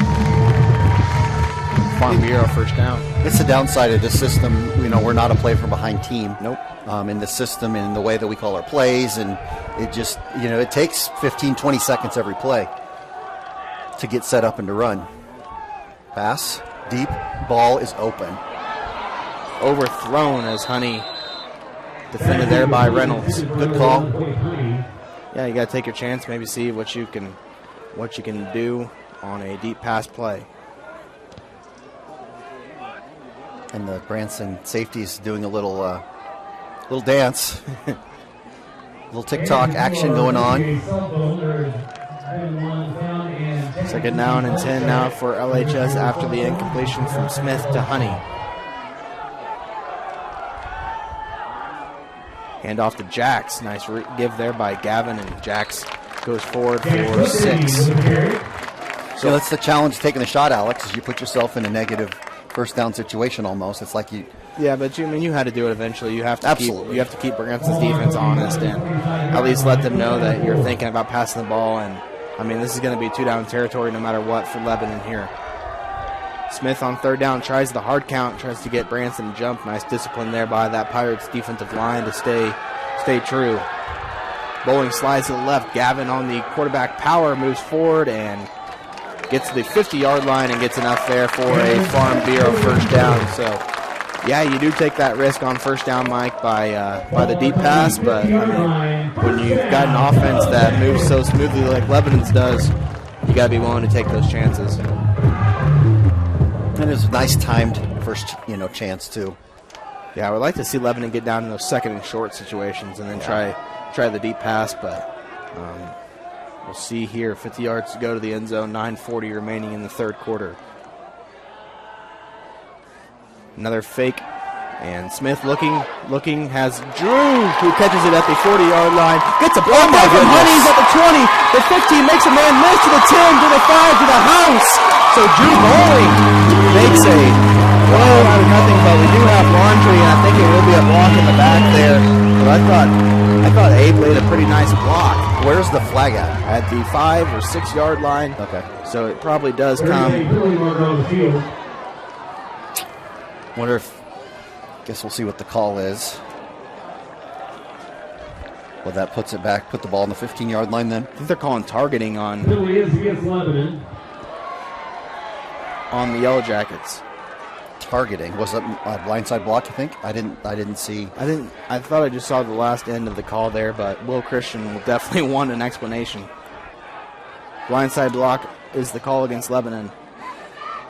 So a big play there by the Lebanon offense, all for naught, as Drew Bowling got into the end zone, but a blindside block brings the ball all the way back to the 35-yard line. And first and 10 though, right? First and 10 still, but I mean, now you're going to have to take... Now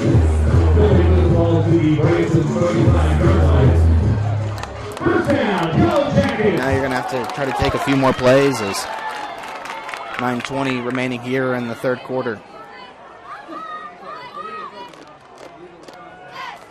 Gavin on first down, hands off, keeps himself, and tripped up there by the Branson defensive line. And the Branson defender was holding him by his ankles and then allowed a player to just come spearhead Smith. So kind of questionable officiating there, not calling that play down. Obviously, Gavin's forward progress was stopped. So second down and 8. Now you got to worry a little bit if you're a Yellow Jacket fan. I mean, you had a touchdown taken off the board. We'll see what happens on second down. Gavin has it himself, gets a block there by Allen, and scoots across the 25-yard line down to the 24. See where he's marked down at. Looks like he's just short at the 25. So third and half a yard as the clock continues to... I mean, you've almost taken... Now with the penalty, you're taking another minute and a half, 2 minutes off the board. So you're doing nothing here but just giving Branson more time to rest that defense and try to get a stop. Turn around, hand off to Jax, who goes forward and gets enough for the Farm Bureau first down. Man, what a momentum killer that penalty was. Yeah. And I assume it was on the block here, And it wasn't significant enough. I didn't see a flag at first. I don't know if it was late or...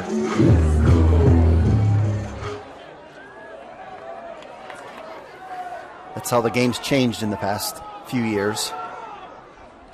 It's a counterplay to Jax, who tries to go forward and nowhere to go. Looks like the ball was on the ground, but Lebanon came up with it. I think that was Thomas Howe who made the recovery, and we have a Branson player down, but comes up. Good to see. He was down because he got pancaked.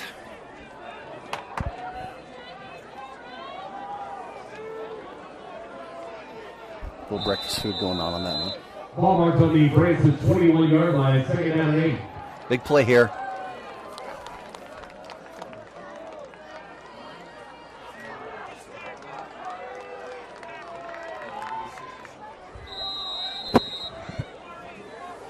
$7:52 remaining here in the third quarter. Second down and 8.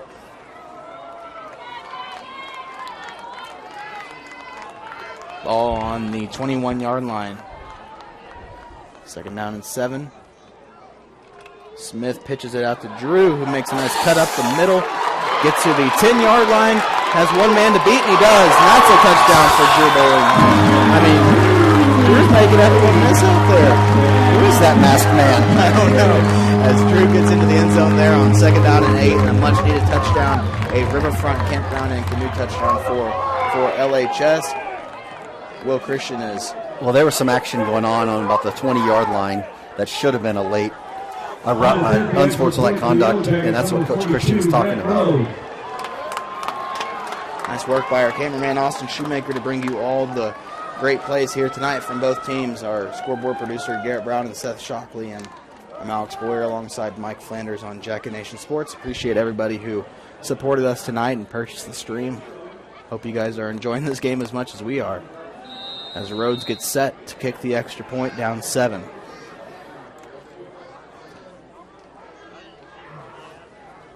Snap, hold, and the kick is up, and it is good. Alex, we have a ball game. I mean, this is what we thought would happen. You were going to come out and get a score. Now it's up to the Lebanon defense to try to get a stop, and then Lebanon's offense can maybe try to burn some clock and take that lead for the first time tonight. We'll take a quick commercial break. You're listening to Jacket Nation Sports on Mission TV.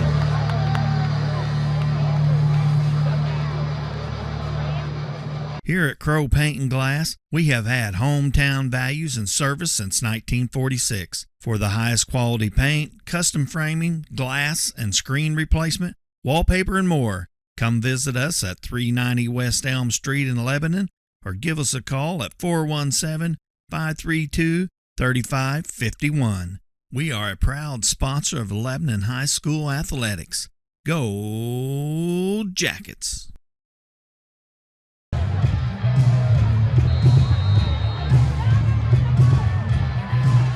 Rhodes set to kick off with Marshall Storm back to return this ball for Branson.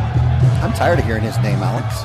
He's played a good game tonight. Rhodes played a great game. Kicks off. Storm takes it at the 5 and gets ready to make a return. Crosses the 25 down to the 31-yard line. Kickoff return by number 9, Marshall Storm. Lebanon's defense comes onto the field for the first time tonight. So you stick with 4-3, you go to the 3-3-5. What are you thinking? I don't know. We have to see where. I mean, the little toss out our way is hurting us. It looks like they moved Nick Allen back to the defensive line. 32-yard line, first down and 10. So Gavin Smith has checked in an outside linebacker now after coming in there and playing a little bit of corner that last possession. So it looks almost like a 4-4 even.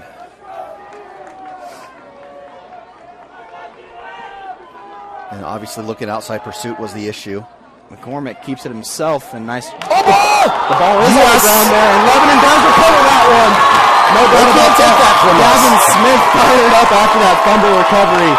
And what a momentum shifter there, Mike. You mentioned that at halftime that the Branson Pirates had put the ball on the ground 3 or 4 times in that first half, and it was just a matter of time until Lebanon ended up getting on that one. And who better to make that play than your senior quarterback captain, Gavin Smith. All right, Garrett, put an asterisk at 7-17 in the third quarter with the momentum shifter. And let's see, you go for a shot here, Coach? I think you just count your blessings and keep doing what you're doing. And that 2-point conversion might loom large as it dawns on the end of the second half. Smith with pass, pitch over to Allen, who throws deep to Rourke, who comes back and gets the ball at the 20, cuts across the 15 and brought down at the 14-yard line. So a little trickery there. And Mike, I will have to say that I've shown up to practice a few times this week, and That's a play they've been working on, and Abe Allen showing off that arm to Cannon Roark for a gain from the 39-yard line down to the 14-yard line for a gain of 25. And they played a little rope-a-dope with him at the end of the play, circling the wagons. So 1st and 10 after the Farm Bureau first down. Pass from Abe Allen to Cannon Roark. Smith turns around, hands the ball off to Jacks. Falls forward to the 11, maybe the 10-yard line. Momentum shifter there, Mike. For sure. McCormick kept it. I don't know who knocked it out for Lebanon, but could have came up with a bigger play at a bigger time than that. 6:16 remaining here in the third quarter. Smith goes under center. Eli Jackson doing the snapping tonight for Lebanon. Smith keeps it himself. Right sideline, cuts up across the 5 and barrels into the end zone. Give it to him. Give it to him.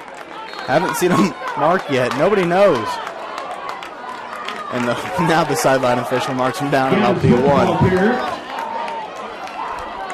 Clock keeps turning. Ball marked on the half-yard line. First down. So a Farm Bureau first down there by Gavin, and I thought he got into the end zone, but have to run that play here to see. We're going to run the old QB sneak is my guess. Philadelphia Eagles, the tush push, is that what they're calling it now? Yeah. Still have the slots a little bit out, too far out wide to be running the tush push. Timeout, Lebanon's. Play clock was running down, and Lebanon having to take a timeout there is a big, costly timeout, especially from the half-yard line on first down.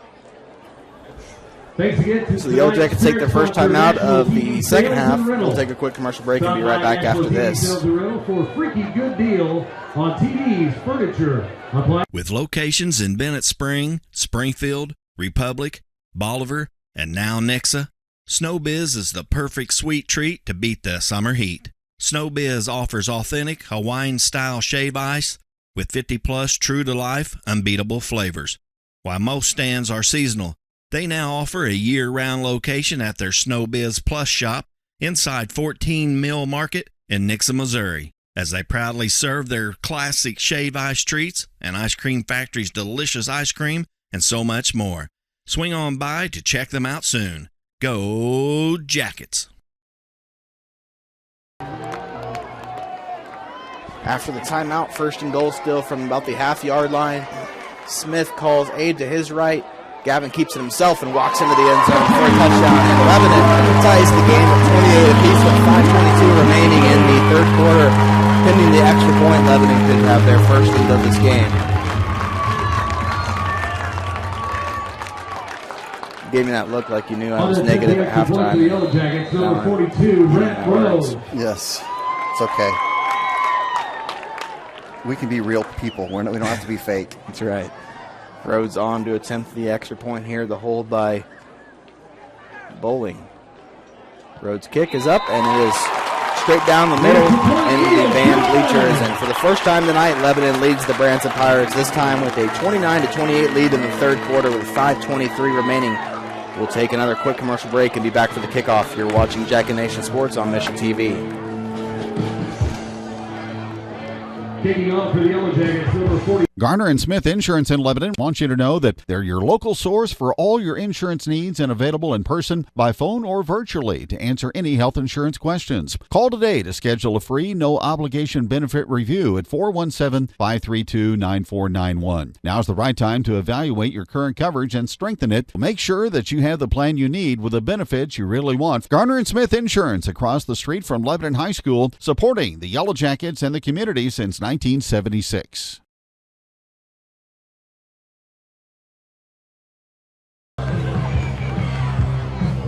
Back to reverse for the Pirates, number 9, Marshall.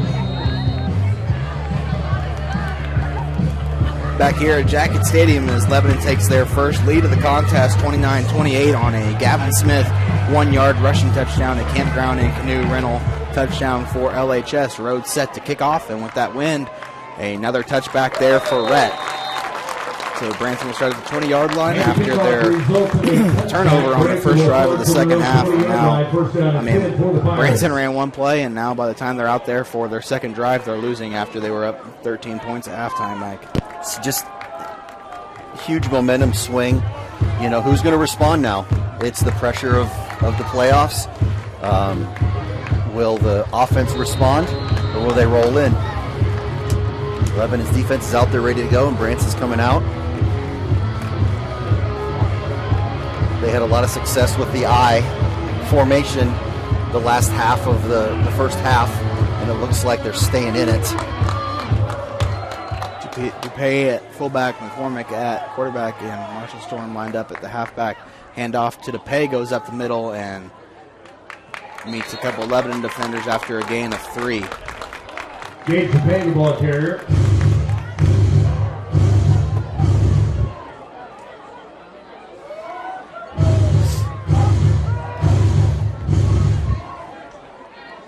Gain of 4 on the play, moves the ball to the Branson 24-yard line, second down and 6. 17 on the play clock as the Pirates break the huddle down 1. Got rid of a tight end and brought a wide out this way. Goes in motion. And there's pitch over to Storm, who falls down and trips and brought down, touched by Guy Williams. So a big third down upcoming for Branson now. A loss. We've not had a lot of tackles for loss there. It's third down and 8. We've not been in this situation, I don't know, all night. Lebanon, well, they were on the first drive and got beat for a touchdown on the slant route. So now, if you're Lebanon, you gotta realize some sort of play action, some sort of slant route might be coming, and the whole Lebanon sideline is letting them know that. Asbury lined up as the receiver out left, along with number 81, TJ Storman to your right. McCormick, third down and 9, fakes the handoff to DePay, looking, and the ball is tipped. What a play there by, looks like Gunner or Gavin got their hand on that. I think it was Gavin Smith making another big play on defense. And Mike, we saw Gavin, he started as a defender the first few weeks, and then he had that ankle injury at Kickapoo that kind of sidelined him. And since then, the Lebanon coaching staff hasn't played him both ways, but like we said, desperate times call for desperate measures. When you're down 13 in the district playoffs, you throw your best players out there. And Gavin Smith, he did get beat on that touchdown to end the first half, but has came out the second half and made a few nice plays as Roark comes up to the 40-yard line, maybe watching some sort of fake. The punt is away by Asbury, takes a nice little pirate bounce to the 47-yard line of Lebanon. Chance to make a big statement here. You know, you have, it's football. You have injuries. But I do go back to when McKinney got hurt, Alex. Yeah. And how that impacted our depth. And that's where Gavin had to make an adjustment. You know, we had a young sophomore that had a knee injury and caused Gavin to have to step up a little bit more. But that's a game of football. You got people get hurt. First down and 10 from the 47 now. Smith calls Allen to his right. Keeps it, handoff, or pitch over to Allen, who makes a man miss, cuts across the 45 into Branson territory, tackled at the 42. Good enough there for 11 yards and a Farm Bureau first down. Got a little post-game or post-play action with their, I think it was either their linebacker number 8, their linebacker, or maybe he's playing defensive end, but Gavin was kind of saying, hey, leave me alone, man. I pitched the ball. Get off me. Get off me, cuz. Nice pursuit there by the Branson defense as Finkbone came through along with number 74, Xavier Albert Milstead, the junior defensive lineman, to make a stop on Jacks for a loss of 1. And kudos. I wonder how many times it's been, how many plays it's been since Lebanon lost a yard. It's been a while. Kudos to Gavin there to give the ball. You try to pull it, and you got a mess on your hands. No doubt. Second down and 11, so the Yellow Jackets will have some work to do here on these next 2 plays. Hard count there, and it's been a while since we've seen the rock play work, but no better time for it, too, as 5 yards will give Lebanon a second down and 6 opportunity after the penalty.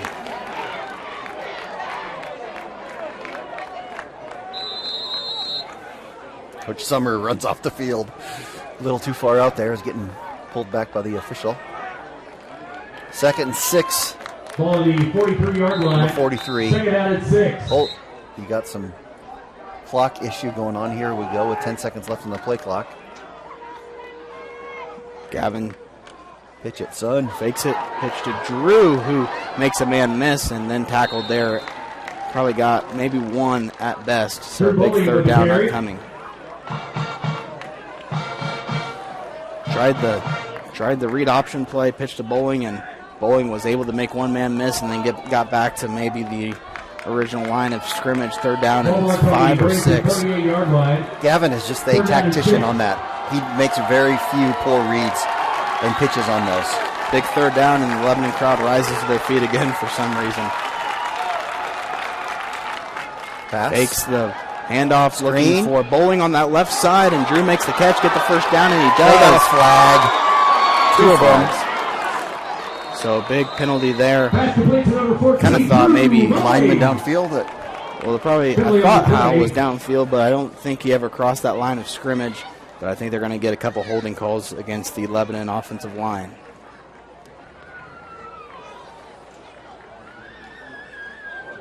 Holding against Lebanon. So a 10-yard penalty for the Yellow Jackets.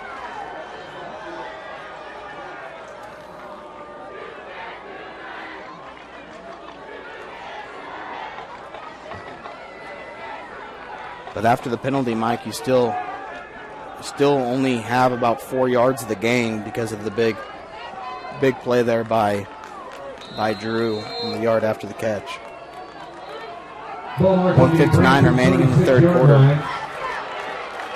Third down and 4. I'd like to see Jax a couple times here on third, and if you don't get it fourth down, we'll see what Summer dials up. Smith keeps it himself up the middle, and did he get enough there for the first? I can't tell where that sideline official on the Lebanon side has him. Yeah, they're moving him.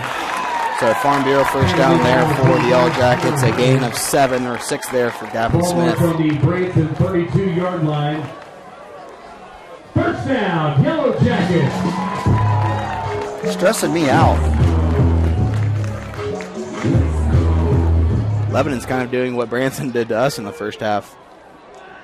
Third down, converting the big third downs and just keeping that clock rolling. We'll see how Lebanon can finish out this drive, though.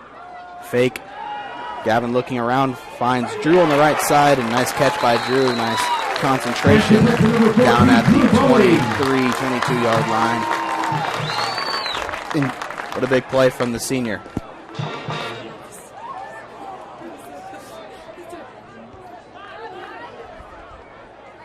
Second down and 1 upcoming for LHS as Smith goes into the huddle.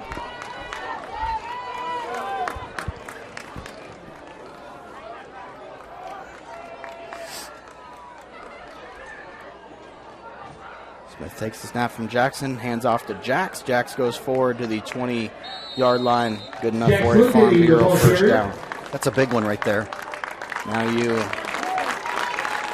take 40 seconds off the clock, 1:15 left in the third quarter. Then you blink and we're in the fourth quarter, Alex. Get your fours up.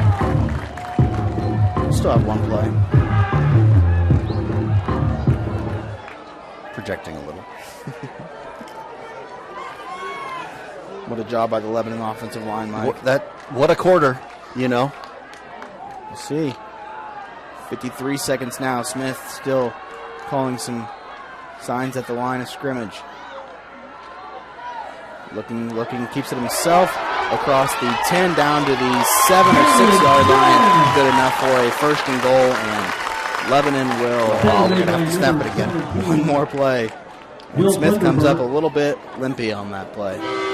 Come on, where's the home cooking there?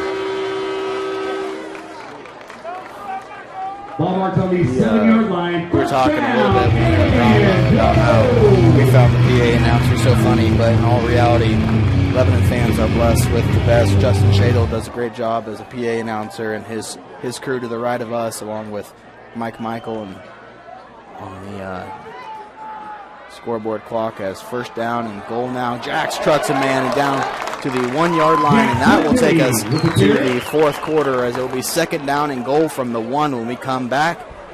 Lebanon takes the lead on the Branson Pirates at 29-28. We will be back right after this. You're watching Jacket Nation Sports on Mission TV.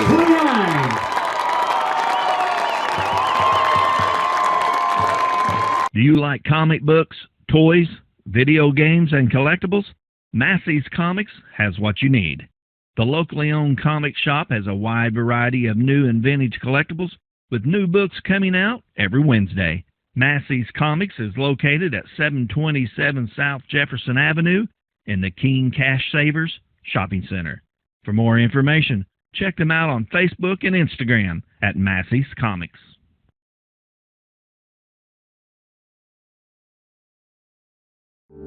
At Heritage Bank of the Ozarks, we are committed to our neighbors. Your local dollars are invested in our local communities. With local lenders and local decisions, because at Heritage Bank, we are neighbors serving neighbors.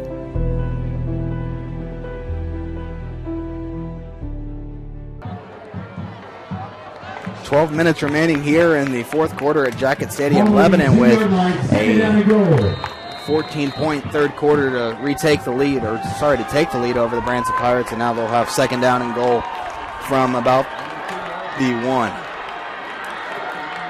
First play of the fourth quarter, Smith takes it, doesn't have anywhere to go, reaches for the pylon, and the official signals touchdown on the right side. So Gavin reached for the end zone and got in for the touchdown, a Riverfront Campground incomplete touchdown for the senior quarterback, his second of the game. And now if you're Lebanon, Mike, you have a decision on your hands with able to kick the 1 to try to go up by 8 points. No decision. I was kind of wondering if they'd go for 2 and try to make it a 2-possession game, but I think you got to play it smart here. Can you do rock on the extra point? Get the half yard. Uh-oh. That snap, but Drew makes a great hold. And Drew needs to be all state on the hold. As Rhodes' extra point goes a little bit to the left there, so that's why that 2-point conversion played so large, Mike, because now Lebanon still leads by 7, but still a big 2-point conversion there by the Yellow Jackets earlier in the game. Drew's ability to get the ball down is exceptional. I want to take time to read a PSA announcement. Role models are more important than ever in today's society. You can serve as a role model for others the next time you display good sportsmanship at a high school athletic event. Good sports are winners and are also vital to preserving our fine sports traditions. So the next time you attend a sporting event, remember to be a good sport and help rekindle the spirit of citizenship. This message was brought to you by your friends at the Missouri State High School Activities Association and Jacket Nation Sports. 7-point game, 11:55 remaining now.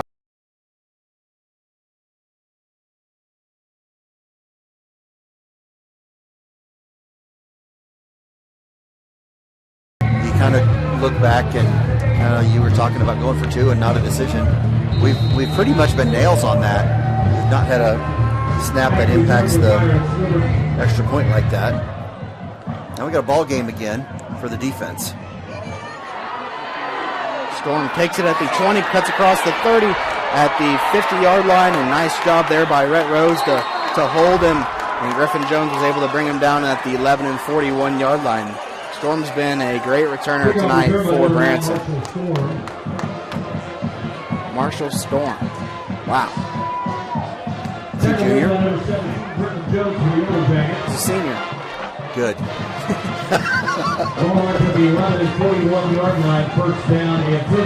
First down and 10 for Branson from the 41. What a game it's been by both of these teams.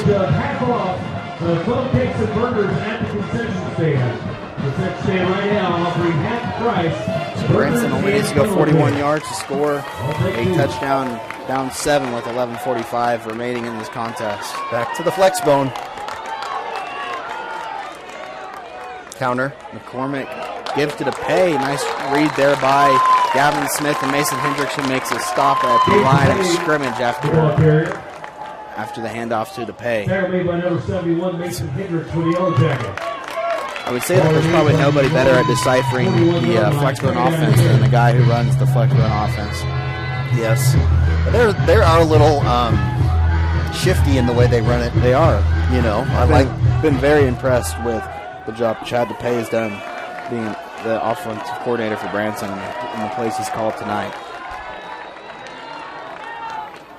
2nd down and 10. Fakes the handoff to DePay, turns around, looks to pass, and that Lebanon pass rush brings down McCormick at the line of scrimmage for a sack. I think it was Gunnar Williams, Avery Starnes, along with Mason Hendricks, who held on to McCormick. Your negative 2nd down play. You know, loss of a yard and a half, and it's 3rd and 12. 3rd down and 12. Play moves the ball to the 11 43-yard line, where it's 3rd down and 12.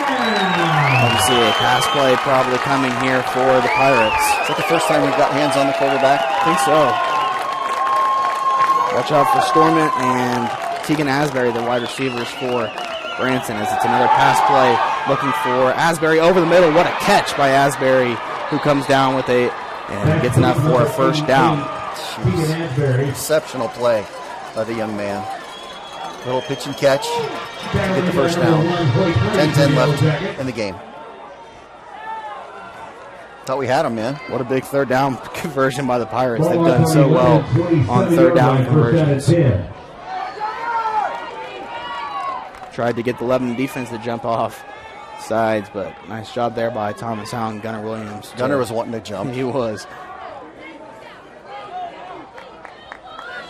McCormick with 5 on the play clock. Sweep. Toss play to the left side. Nice. Number 2, Kyler Langton, the senior slot back, who they try to get the ball to on the outside. And Langton had a few big key runs there in the first half that led to a lot of success, but nice job by the Lebanon defense to sniff that one out and stop them on the edge. Gain of 2 on the play, moves the ball to the 11 25-yard line, 2nd down and 8. So 9 minutes, 18 seconds remaining here in this Class 5 District 6 semifinal game.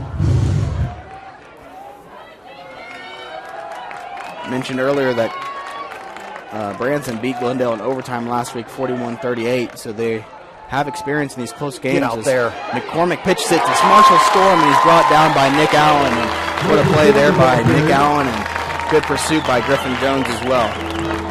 Sorry, I'm being another 3rd down and long upcoming for Branson. Get a homer there. That's all right. Sorry. Huge play, 3rd and 9. Season deciding play for the Yellow Jacket defense. They've liked Asbury on that slant route over the middle, and Asbury with the strong hands has proven that he can come down with just about anything. Junior wide receiver. He's shown some speed too, Mike. I really like his game. Yeah, for sure. McCormick lined up in the eye, fakes the handoff looking for Asbury on a stop route, and they hit him as he comes down with it and to the 10-yard line. So you can't stop Tegan Asbury. You can only hope to contain him. Yes, it's like the Asbury revival of 2023. So 1st down at the 11-yard line, so Branson can actually gain one more 1st down here. 1st down and goal. Or they never mind, they're marking him down at the 10. So 1st and goal with under 8 minutes to go.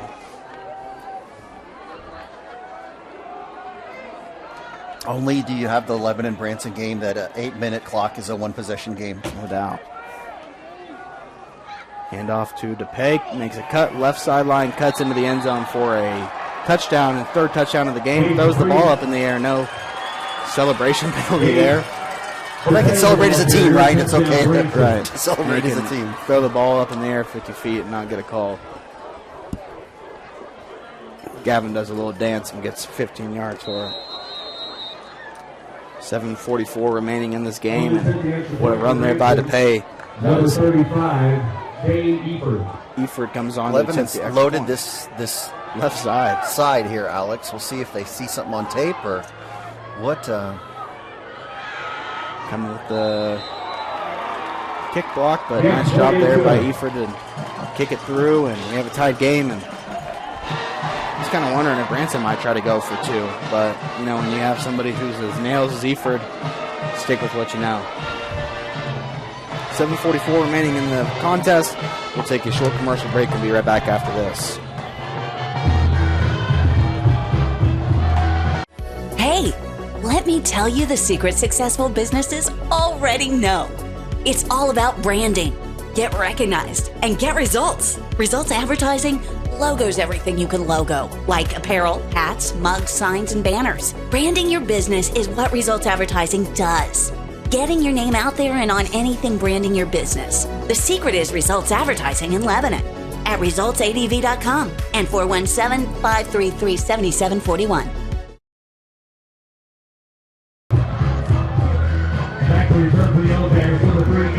A-Bound and Cannon Rowe are back to return deep for the Yellow Jackets, and Eford, with that wind blowing, I assume, unless he's intentionally pitch kicking this, will probably send this one into the end zone. And that drive started, Mike, with a big return there by Marshall Storm for the Pirates. Set them up in really good field position, and Pirates go down and score a touchdown. Touchback. High school, the ball, if the ball crosses the goal line, it's a dead ball automatically. You see that. Different levels, do it a little differently, but high school, that's the deal. 7:44 remaining in the fourth quarter. Lebanon offense will start from the 20-yard line, and if there's ever a drive where you want to take some time off the clock and then get some points late, this would probably be the drive, but I mean, nonetheless, if you're Lebanon, you're just looking to get points in the first place.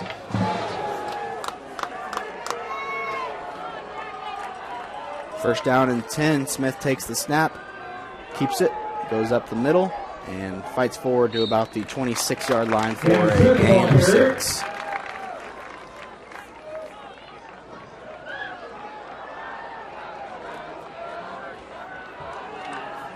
Not in a hurry, baby. Not in a hurry. Play clock's at 25. Lebanon breaking that huddle early. Usually about 4 is where they do, but they're pitch. Smith. That's a risky pitch. Nice play by Drew bowling. Marshall Storm, who came back and knocked Drew back for a loss of about 2 there. Well, I'm saying great play, Drew, to catch it and not lose the ball with that. That was a huge play on both parts. Now you are in a tough situation if you're Brian Sumner. Third down and 8 or 7 upcoming for LHS. Third down and 7. 6:40 left in the game. Smith takes the toss play, looking to Jax on the left side. A screenplay, perfectly executed block. Jax goes forward to the 39-yard line. And Mike, we talked, Lebanon used to run that B screen with the fullback a lot whenever they had John Barry, Cade Musha. They used to run that fullback screen. Hadn't seen a lot of it this year for Jax Glendenning, but what a time to utilize your fullback there. Yeah, great play call. And, last time we ran a little bit of a screen, what did we have, 2 holding penalties? Yeah. So, great execution by Lebanon line there. Let's not get in that situation again. Let's not. Another pass play is Smith dropping back to pass, looking for Bowling on the right side. He catches it for about a gain of 8 there down to the 48-yard line. This situation, Alex, it just continues to soften up the defense, that they can't pack the box knowing that normally Lebanon wouldn't pass in this situation, but apparently we are. 2 pass plays in a row. I haven't seen that probably all year, have we? No. Second down and 2. We see 3 pass plays in a row. I like it a lot. 5.5 minutes to go. If that's a Gavin pitches it out to Bowling, who has a blocking there and cuts across into Branson territory. Down at the 39-yard line, push out of bounds there. Normally I would call for a flag, Mike, but I'll just take the first down and keep moving. From the game tonight, please call them now and tell them to head to the stadium to pick you up. Again, we have somebody picking you up tonight. Please go ahead and give the ball. They just called for the junior high kids to start calling their rides, Mike, so you might. Yes, I'll check on my kids. Might have to call. I was going to say call Linda. Linda? Time for you to go home. First down and 10 from the 40-yard line of Branson. Handoff to Jax, who makes a man almost miss. Nice tackle there by Marshall Storm. Honey's hand is. Yeah, he's been holding that for a while. Some other scores around the area tonight. Capital City up 24-22 in the third quarter over Camdenton. Elias Catholic up 28-7 over Washington. And in the other district semifinal game of District 6, it's Republic up 28-14 over the Willard Tigers. So the winner of those two games will meet next Friday night. Gavin on the carry.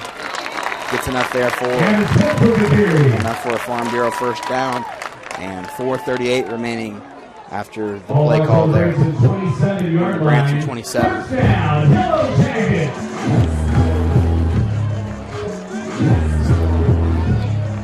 Lebanon breaking the huddle with about 27 seconds left on the play clock. Now if you're Gavin, you probably want to go up there a little bit slower. 15 now on the play clock as he gets ready to take the first down snap. Keeps it himself, looking for somewhere to go, and he's laid out. He was slipping and then laid out there by number 17, Will Funderburg, the junior linebacker who laid a vicious hit on the quarterback. Wow. That was a hard hit. Ball remains on the 27-yard line, second down and 10. Under 4 minutes now.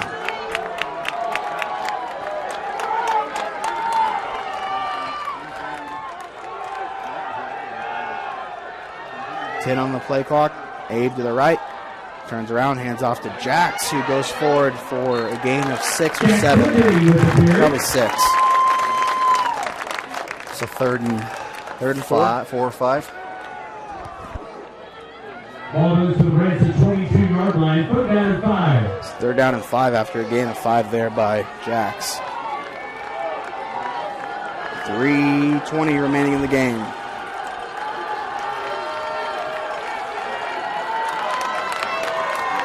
What do you like here? Gavin? Honestly, give the ball to Drew on the toss.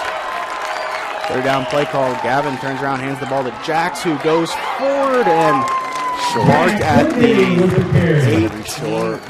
The Branson sideline has him marked right at that first down mark, but they do mark him short. We'll see if they want to call for a measurement here. Regardless, that clock is just running, so now Lebanon goes with two tight ends, number 80, Quentin Hendricks, and number 7, Nick Allen, come onto the field for LHS. And now 15 seconds, Gavin needs to hurry this up. I'd say we'll call a timeout if we can get up there. 8 seconds, 2:15 remaining in this game. Fourth down and 1, the biggest play of the season. Turnaround handoff to Jax, who falls forward and gets enough for a first down on 4th and inches. Hey, Mike, I've never been more happy to say a Farm Bureau first down for Yellow Jackets. Thank you, Scotty. And I would love to call a Riverfront Campground and Canoe touchdown as well. Yes. As we have approached 2 minutes left in the game. If you're Branson, when do you start thinking about using your timeouts? Soon. Probably this series of plays as Gavin cuts up the middle and does get into the end zone. So I think Branson kind of intentionally might have let him score, but with 1:42 remaining in the contest, Gavin Smith gets into the end zone and a Riverfront Campground and Canoe touchdown, and I guess a Farm Bureau first down as well on the same play. Rhett Rhodes on to attempt the extra point. He is coming off a miss on his last PAT attempt, but a big one looming definitely right here. Snap, hold. Rhett's kick is up, and this one is good. So when you need it most, Rhett Rhodes delivered the sophomore standout. Puts Lebanon up 7 with 1:42 remaining. Branson will have all 3 timeouts to go the length of the field. We'll see what happens right after this. You're watching Jacket Nation Sports on Mission TV. Jonesy's Travel Center is located at 2031 West Elm Street in Lebanon. Be sure to be on the lookout for the upcoming Jacket ID promotion that allows student drivers and Lebanon R3 school faculty members to receive a handful of discounts. Jonesy's wishes the Yellow Jackets good luck this year.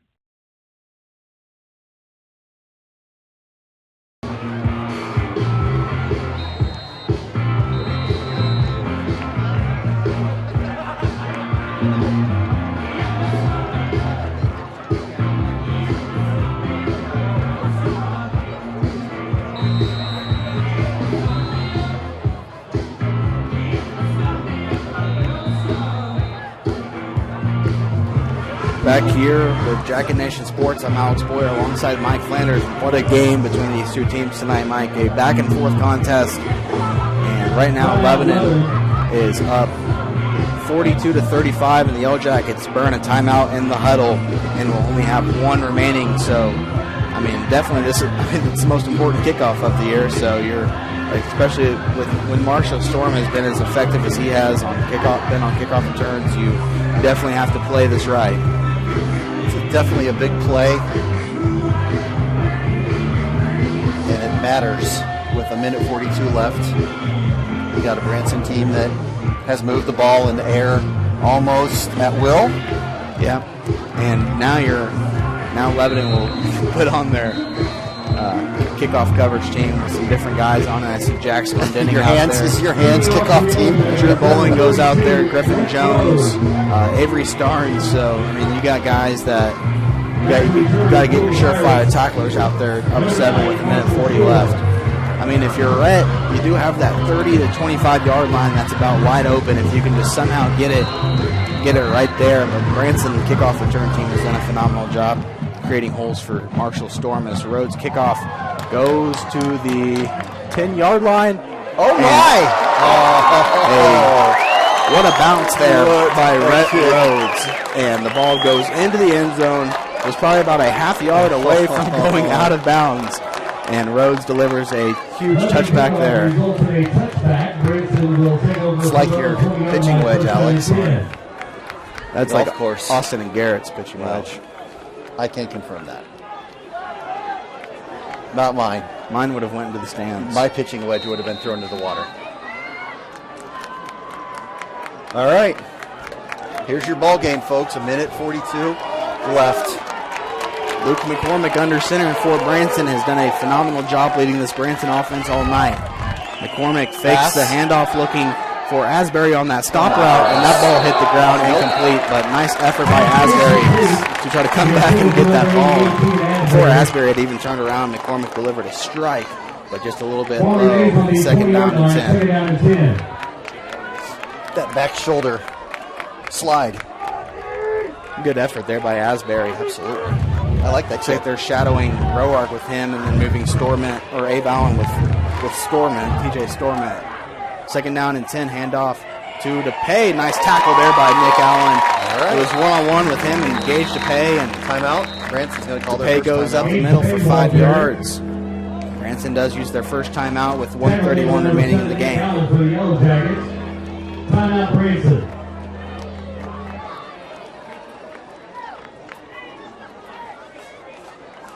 So if you're Branson and you do end up getting a touchdown, Mike, with limited time on the clock, you have a great kicker. You have a great kicker in Eford, and do you risk going for two when you have a special as a kicker as Branson does? I would say no, especially when you've proven that you can win a game in overtime. But they are making some adjustments on the clock. I think it was 1:33. But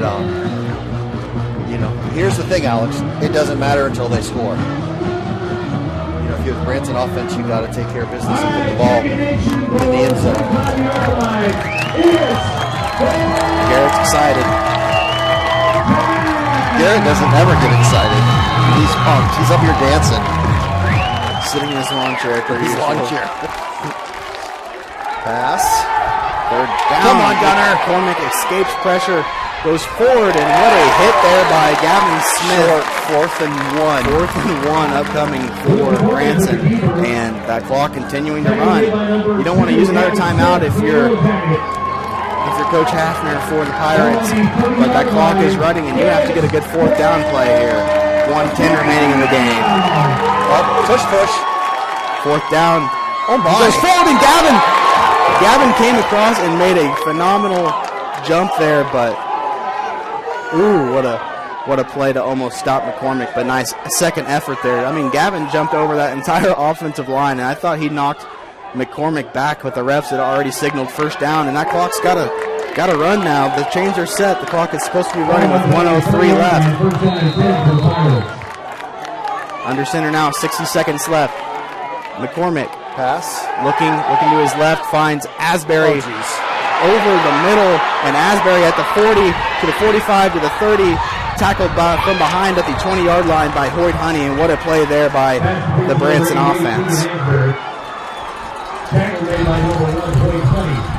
And Asbury has just been able to find some open seams in that Lebanon zone. I think he did get out of bounds, so the clock is running. 45 seconds. 40 seconds now. Ball at the 18-yard line. McCormick needs to hurry up at the line of scrimmage. Handoff to DePay, goes up the middle, and only gets about 6 or 7 there, and now Branson will call a timeout. With 30 seconds remaining, ball will be spotted at the 11-yard line. You folks that bought the online stream are getting your money's worth tonight. So they have one timeout left. 30 seconds 30 left. seconds left. Ball is on the 9-yard line, I believe. No, 11-yard line. And can get a first down in 2 yards. The game reset. Lebanon has one timeout left. Yeah, and almost would have been beneficial for Lebanon to let Branson. I guess not. I mean, I thought that we should let them score, but I mean, we'll see what the Pirates end up deciding to do if they convert this from the 11-yard line. Need to get to the 8-yard line or 9-yard line to get a first down. Need to get some pressure on the quarterback. McCormick rolls to his right, has a lot of room, and fires over the middle, and Hoyt Honey almost came up with a pick. McCormick tried the cross-body throw, and almost, I thought he had enough room to take off for the first down, but tries a throw over the middle and a dangerous throw for McCormick. 25 seconds remaining in the contest. 11-yard line. Make some noise. Third down and 2. I mean, if you're Branson here, you got to make sure that you get this first down first and foremost. So I would probably expect to see some sort of run with DePay. McCormick hands off to DePay, goes up the middle, and stopped at the... They're going to stop the clock. 9-yard line. Wire. Start the clock. 18 seconds, 17 seconds. McCormick spikes it with 16 left in this game. So second down and goal will be upcoming for Branson. With Branson still having one timeout, we'll see what they decide to do here. That play-action rollout's been pretty effective, Mike. I would assume that they'd look for Asbury. You do have that timeout, so if you decide that the run might be there, you can hand the ball off to McCormick, or that toss play to Marshall Storm has worked pretty effectively also tonight for Branson.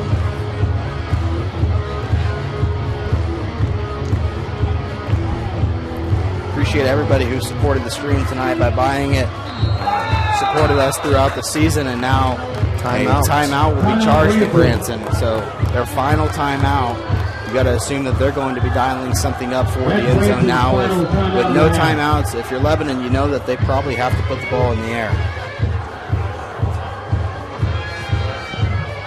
So no timeouts remaining for Branson. I'm not so sure I wouldn't put Hoyt at cornerback and let him, out-athlete him. Asbury's been a problem tonight for the Lebanon defense.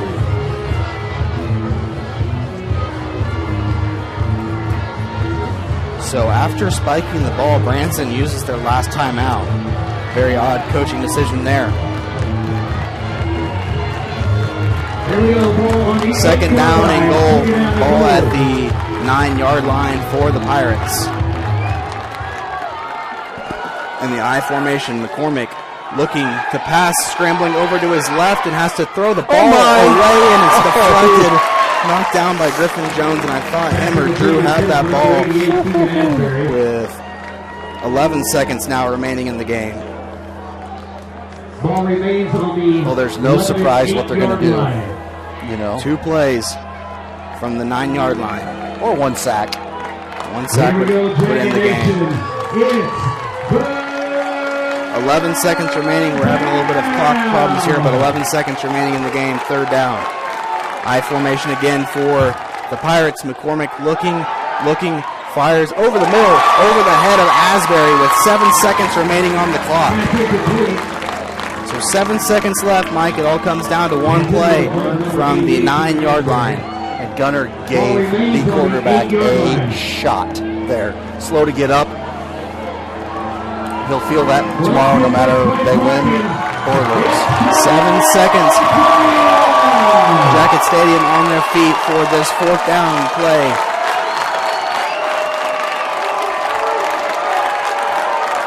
Up 42-35, a spot in the district championship game awaits one of these teams next week. McCormick, 4th down, fakes the handoff to DePay, rolling to his right, and sacked by Gunnar Williams. And Lebanon is going to win this game. What pursuit there by Nick Allen and Mason Hendricks to wrap up McCormick, and then Gunnar Williams comes through, and Lebanon starting a stroke zero, and Lebanon is going to win this game 42-35, and a spot in the district championship for the Yellow Jackets next week. It was 4th down and goal. McCormick rolled to his right, and Mike, this Lebanon pass rush has been so effective all year long, and when you need it the most, they come through that line and make a much-needed play, the biggest play of the season. What a game.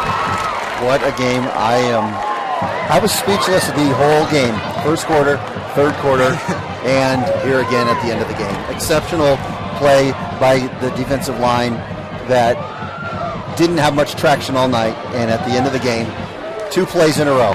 What a moment, Mike. Will Christian walking off wearing his J.J. Hudson shirt, and what a win for J.J. and the Lebanon Yellow Jackets tonight. 42-35, your final from Jacket Stadium. Lebanon on top over Branson. A come from behind win, so next week Lebanon will host the district championship. Have we seen the score on that yet? I haven't seen the score yet, but we'll have a quick update. We'll do a quick commercial break and be right back after this. Will Christian will join us on the Jacket Nation Sports postgame show. And wow, what a game from Jacket Stadium. We'll be right back after this. You're watching Jacket Nation Sports on Mission TV.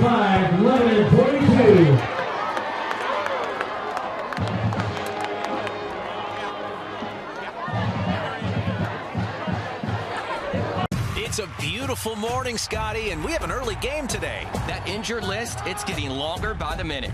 Not to mention, there's apparently a nasty virus sweeping through the locker room. Yeah, but these players, they're in good hands. All of them need to feel their best this season, Scotty. Yes, they do, Jack, because this team is on track to win it all this year. Every day, Mercy's team is ready to take care of yours, bringing you the care you need now. Find out all the ways to access Mercy at mercynow.net. Hey, my name is Roger. I'm the middle school pastor over here at FBC Lebanon. Are you looking for an environment for your middle schooler or high schooler that is both engaging and fun? At Team FBC students, we offer an experience for 6th through 12th grade that is sure to be the highlight of their week. With 2 separate environments for both middle school and high school, students are able to receive a Jesus-centered message that is specifically catered to where they are at in life. So again, we are Team FBC. We're located at 311 North Madison in Lebanon. We're the church with the castle. Our services begin every single Wednesday at 6:30 p.m. and include music from our student-led band, fun games and activities, and a gospel message. We can't wait to see you this week at Wednesday night at Team FBC Students. Pillar Insurance is your locally owned, independent insurance agency, providing business, personal, and farm insurance to the Lebanon community. Call Jason Russell or Gary McClure at 417-532-6050 for your insurance needs. Pillar wishes Lebanon football good luck this season.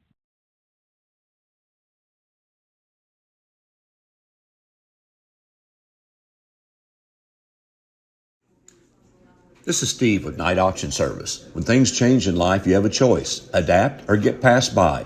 For Night Auction, that change was going to online auctions. Bid from the convenience of your chair. Marketing is no longer to a couple of counties. It's now nationwide. Crowds are up threefold, equaling better results. Whether buying or selling, check out nightauctionservice.com.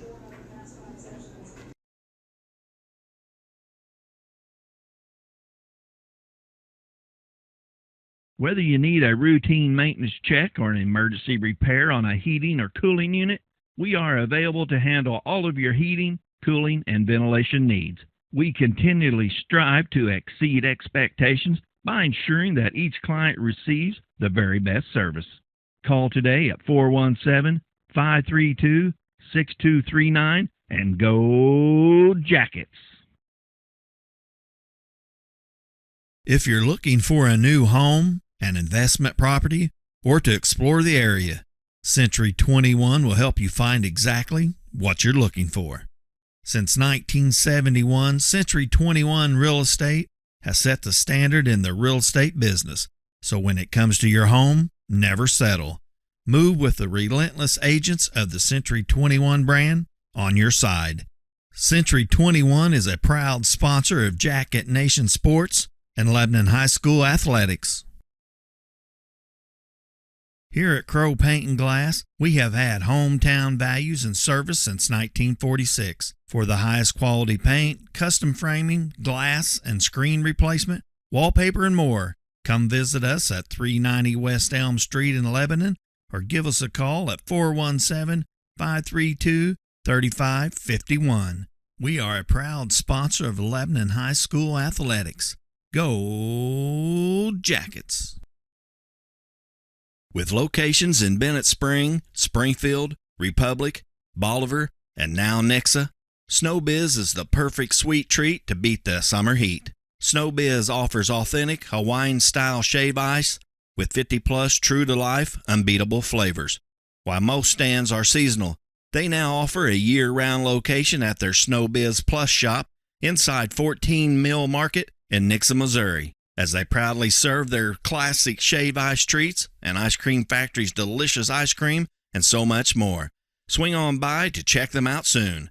Go Jackets!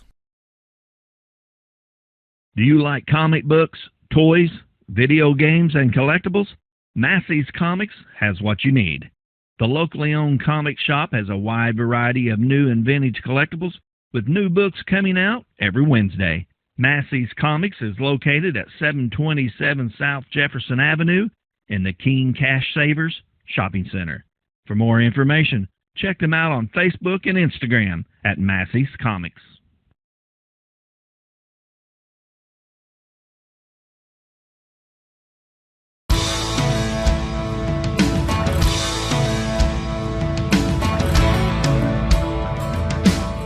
Success isn't owned, it's leased, and rent is due every day. The harder you work, the harder it is to lose. Success, nothing less. Win the day. Shine bright on scene. Bring the heat. Team is everything. Leave it all on the field. Let's roll. Missouri Cooperage proudly supports the Lebanon Yellow Jackets.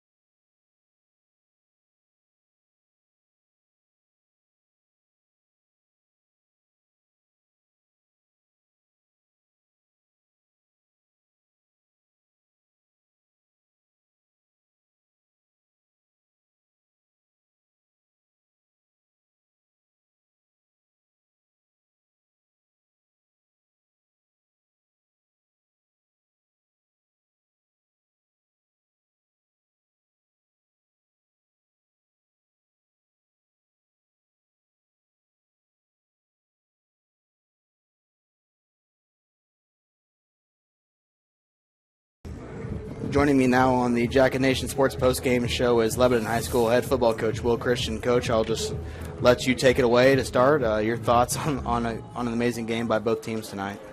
Yeah, I mean, glory to God, number one. Number two, super incredibly proud of our kids for really showing a ton of guts and moxie and fight and resolve.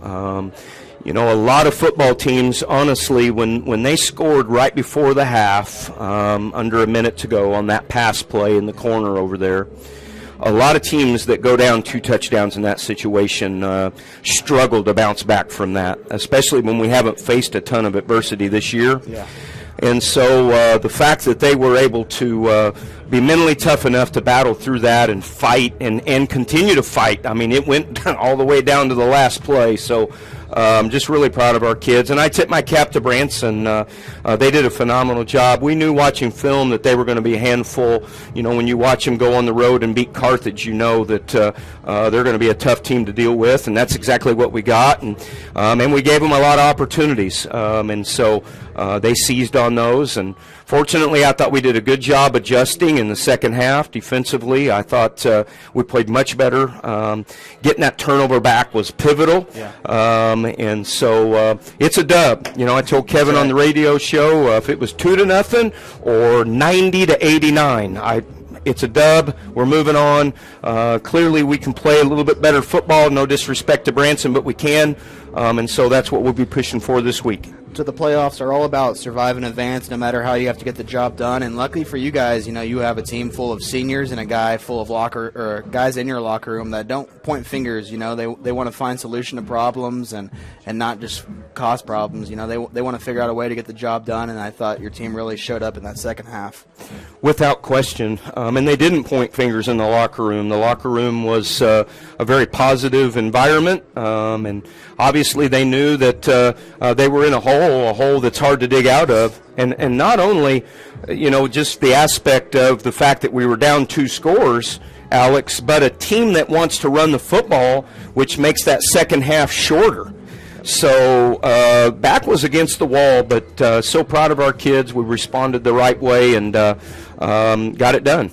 Drew Bowling is not the fastest guy on a football field, but, his elusiveness tonight and his playmaking ability really showed up when it mattered most. And, what a game from number 14 for you tonight. Without question, Drew, I thought was absolutely pivotal. We had a lot of guys.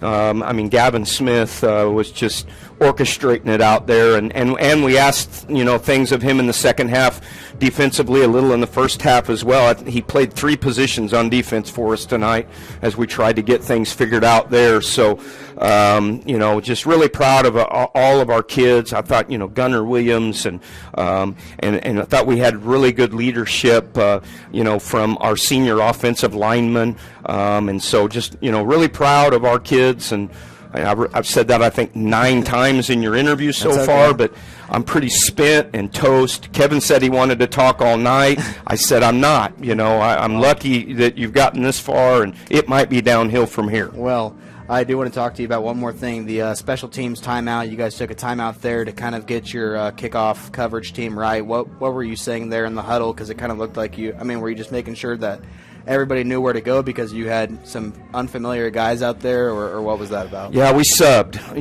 Oftentimes special teams are full of guys that are not full-time guys. That's normal in special teams, and so we got in that spot, and we decided that it would benefit us to get some of those full-time defensive guys out there, and so that was what the timeout was about. And then they adjusted a little bit, I think, thinking that we were going to pooch, and we were able to get it in the end zone, and that was critical. Yeah, It really was, because if they would have gotten better field position, who knows how it would have went. What does it mean to you to be playing in a 4th straight district championship?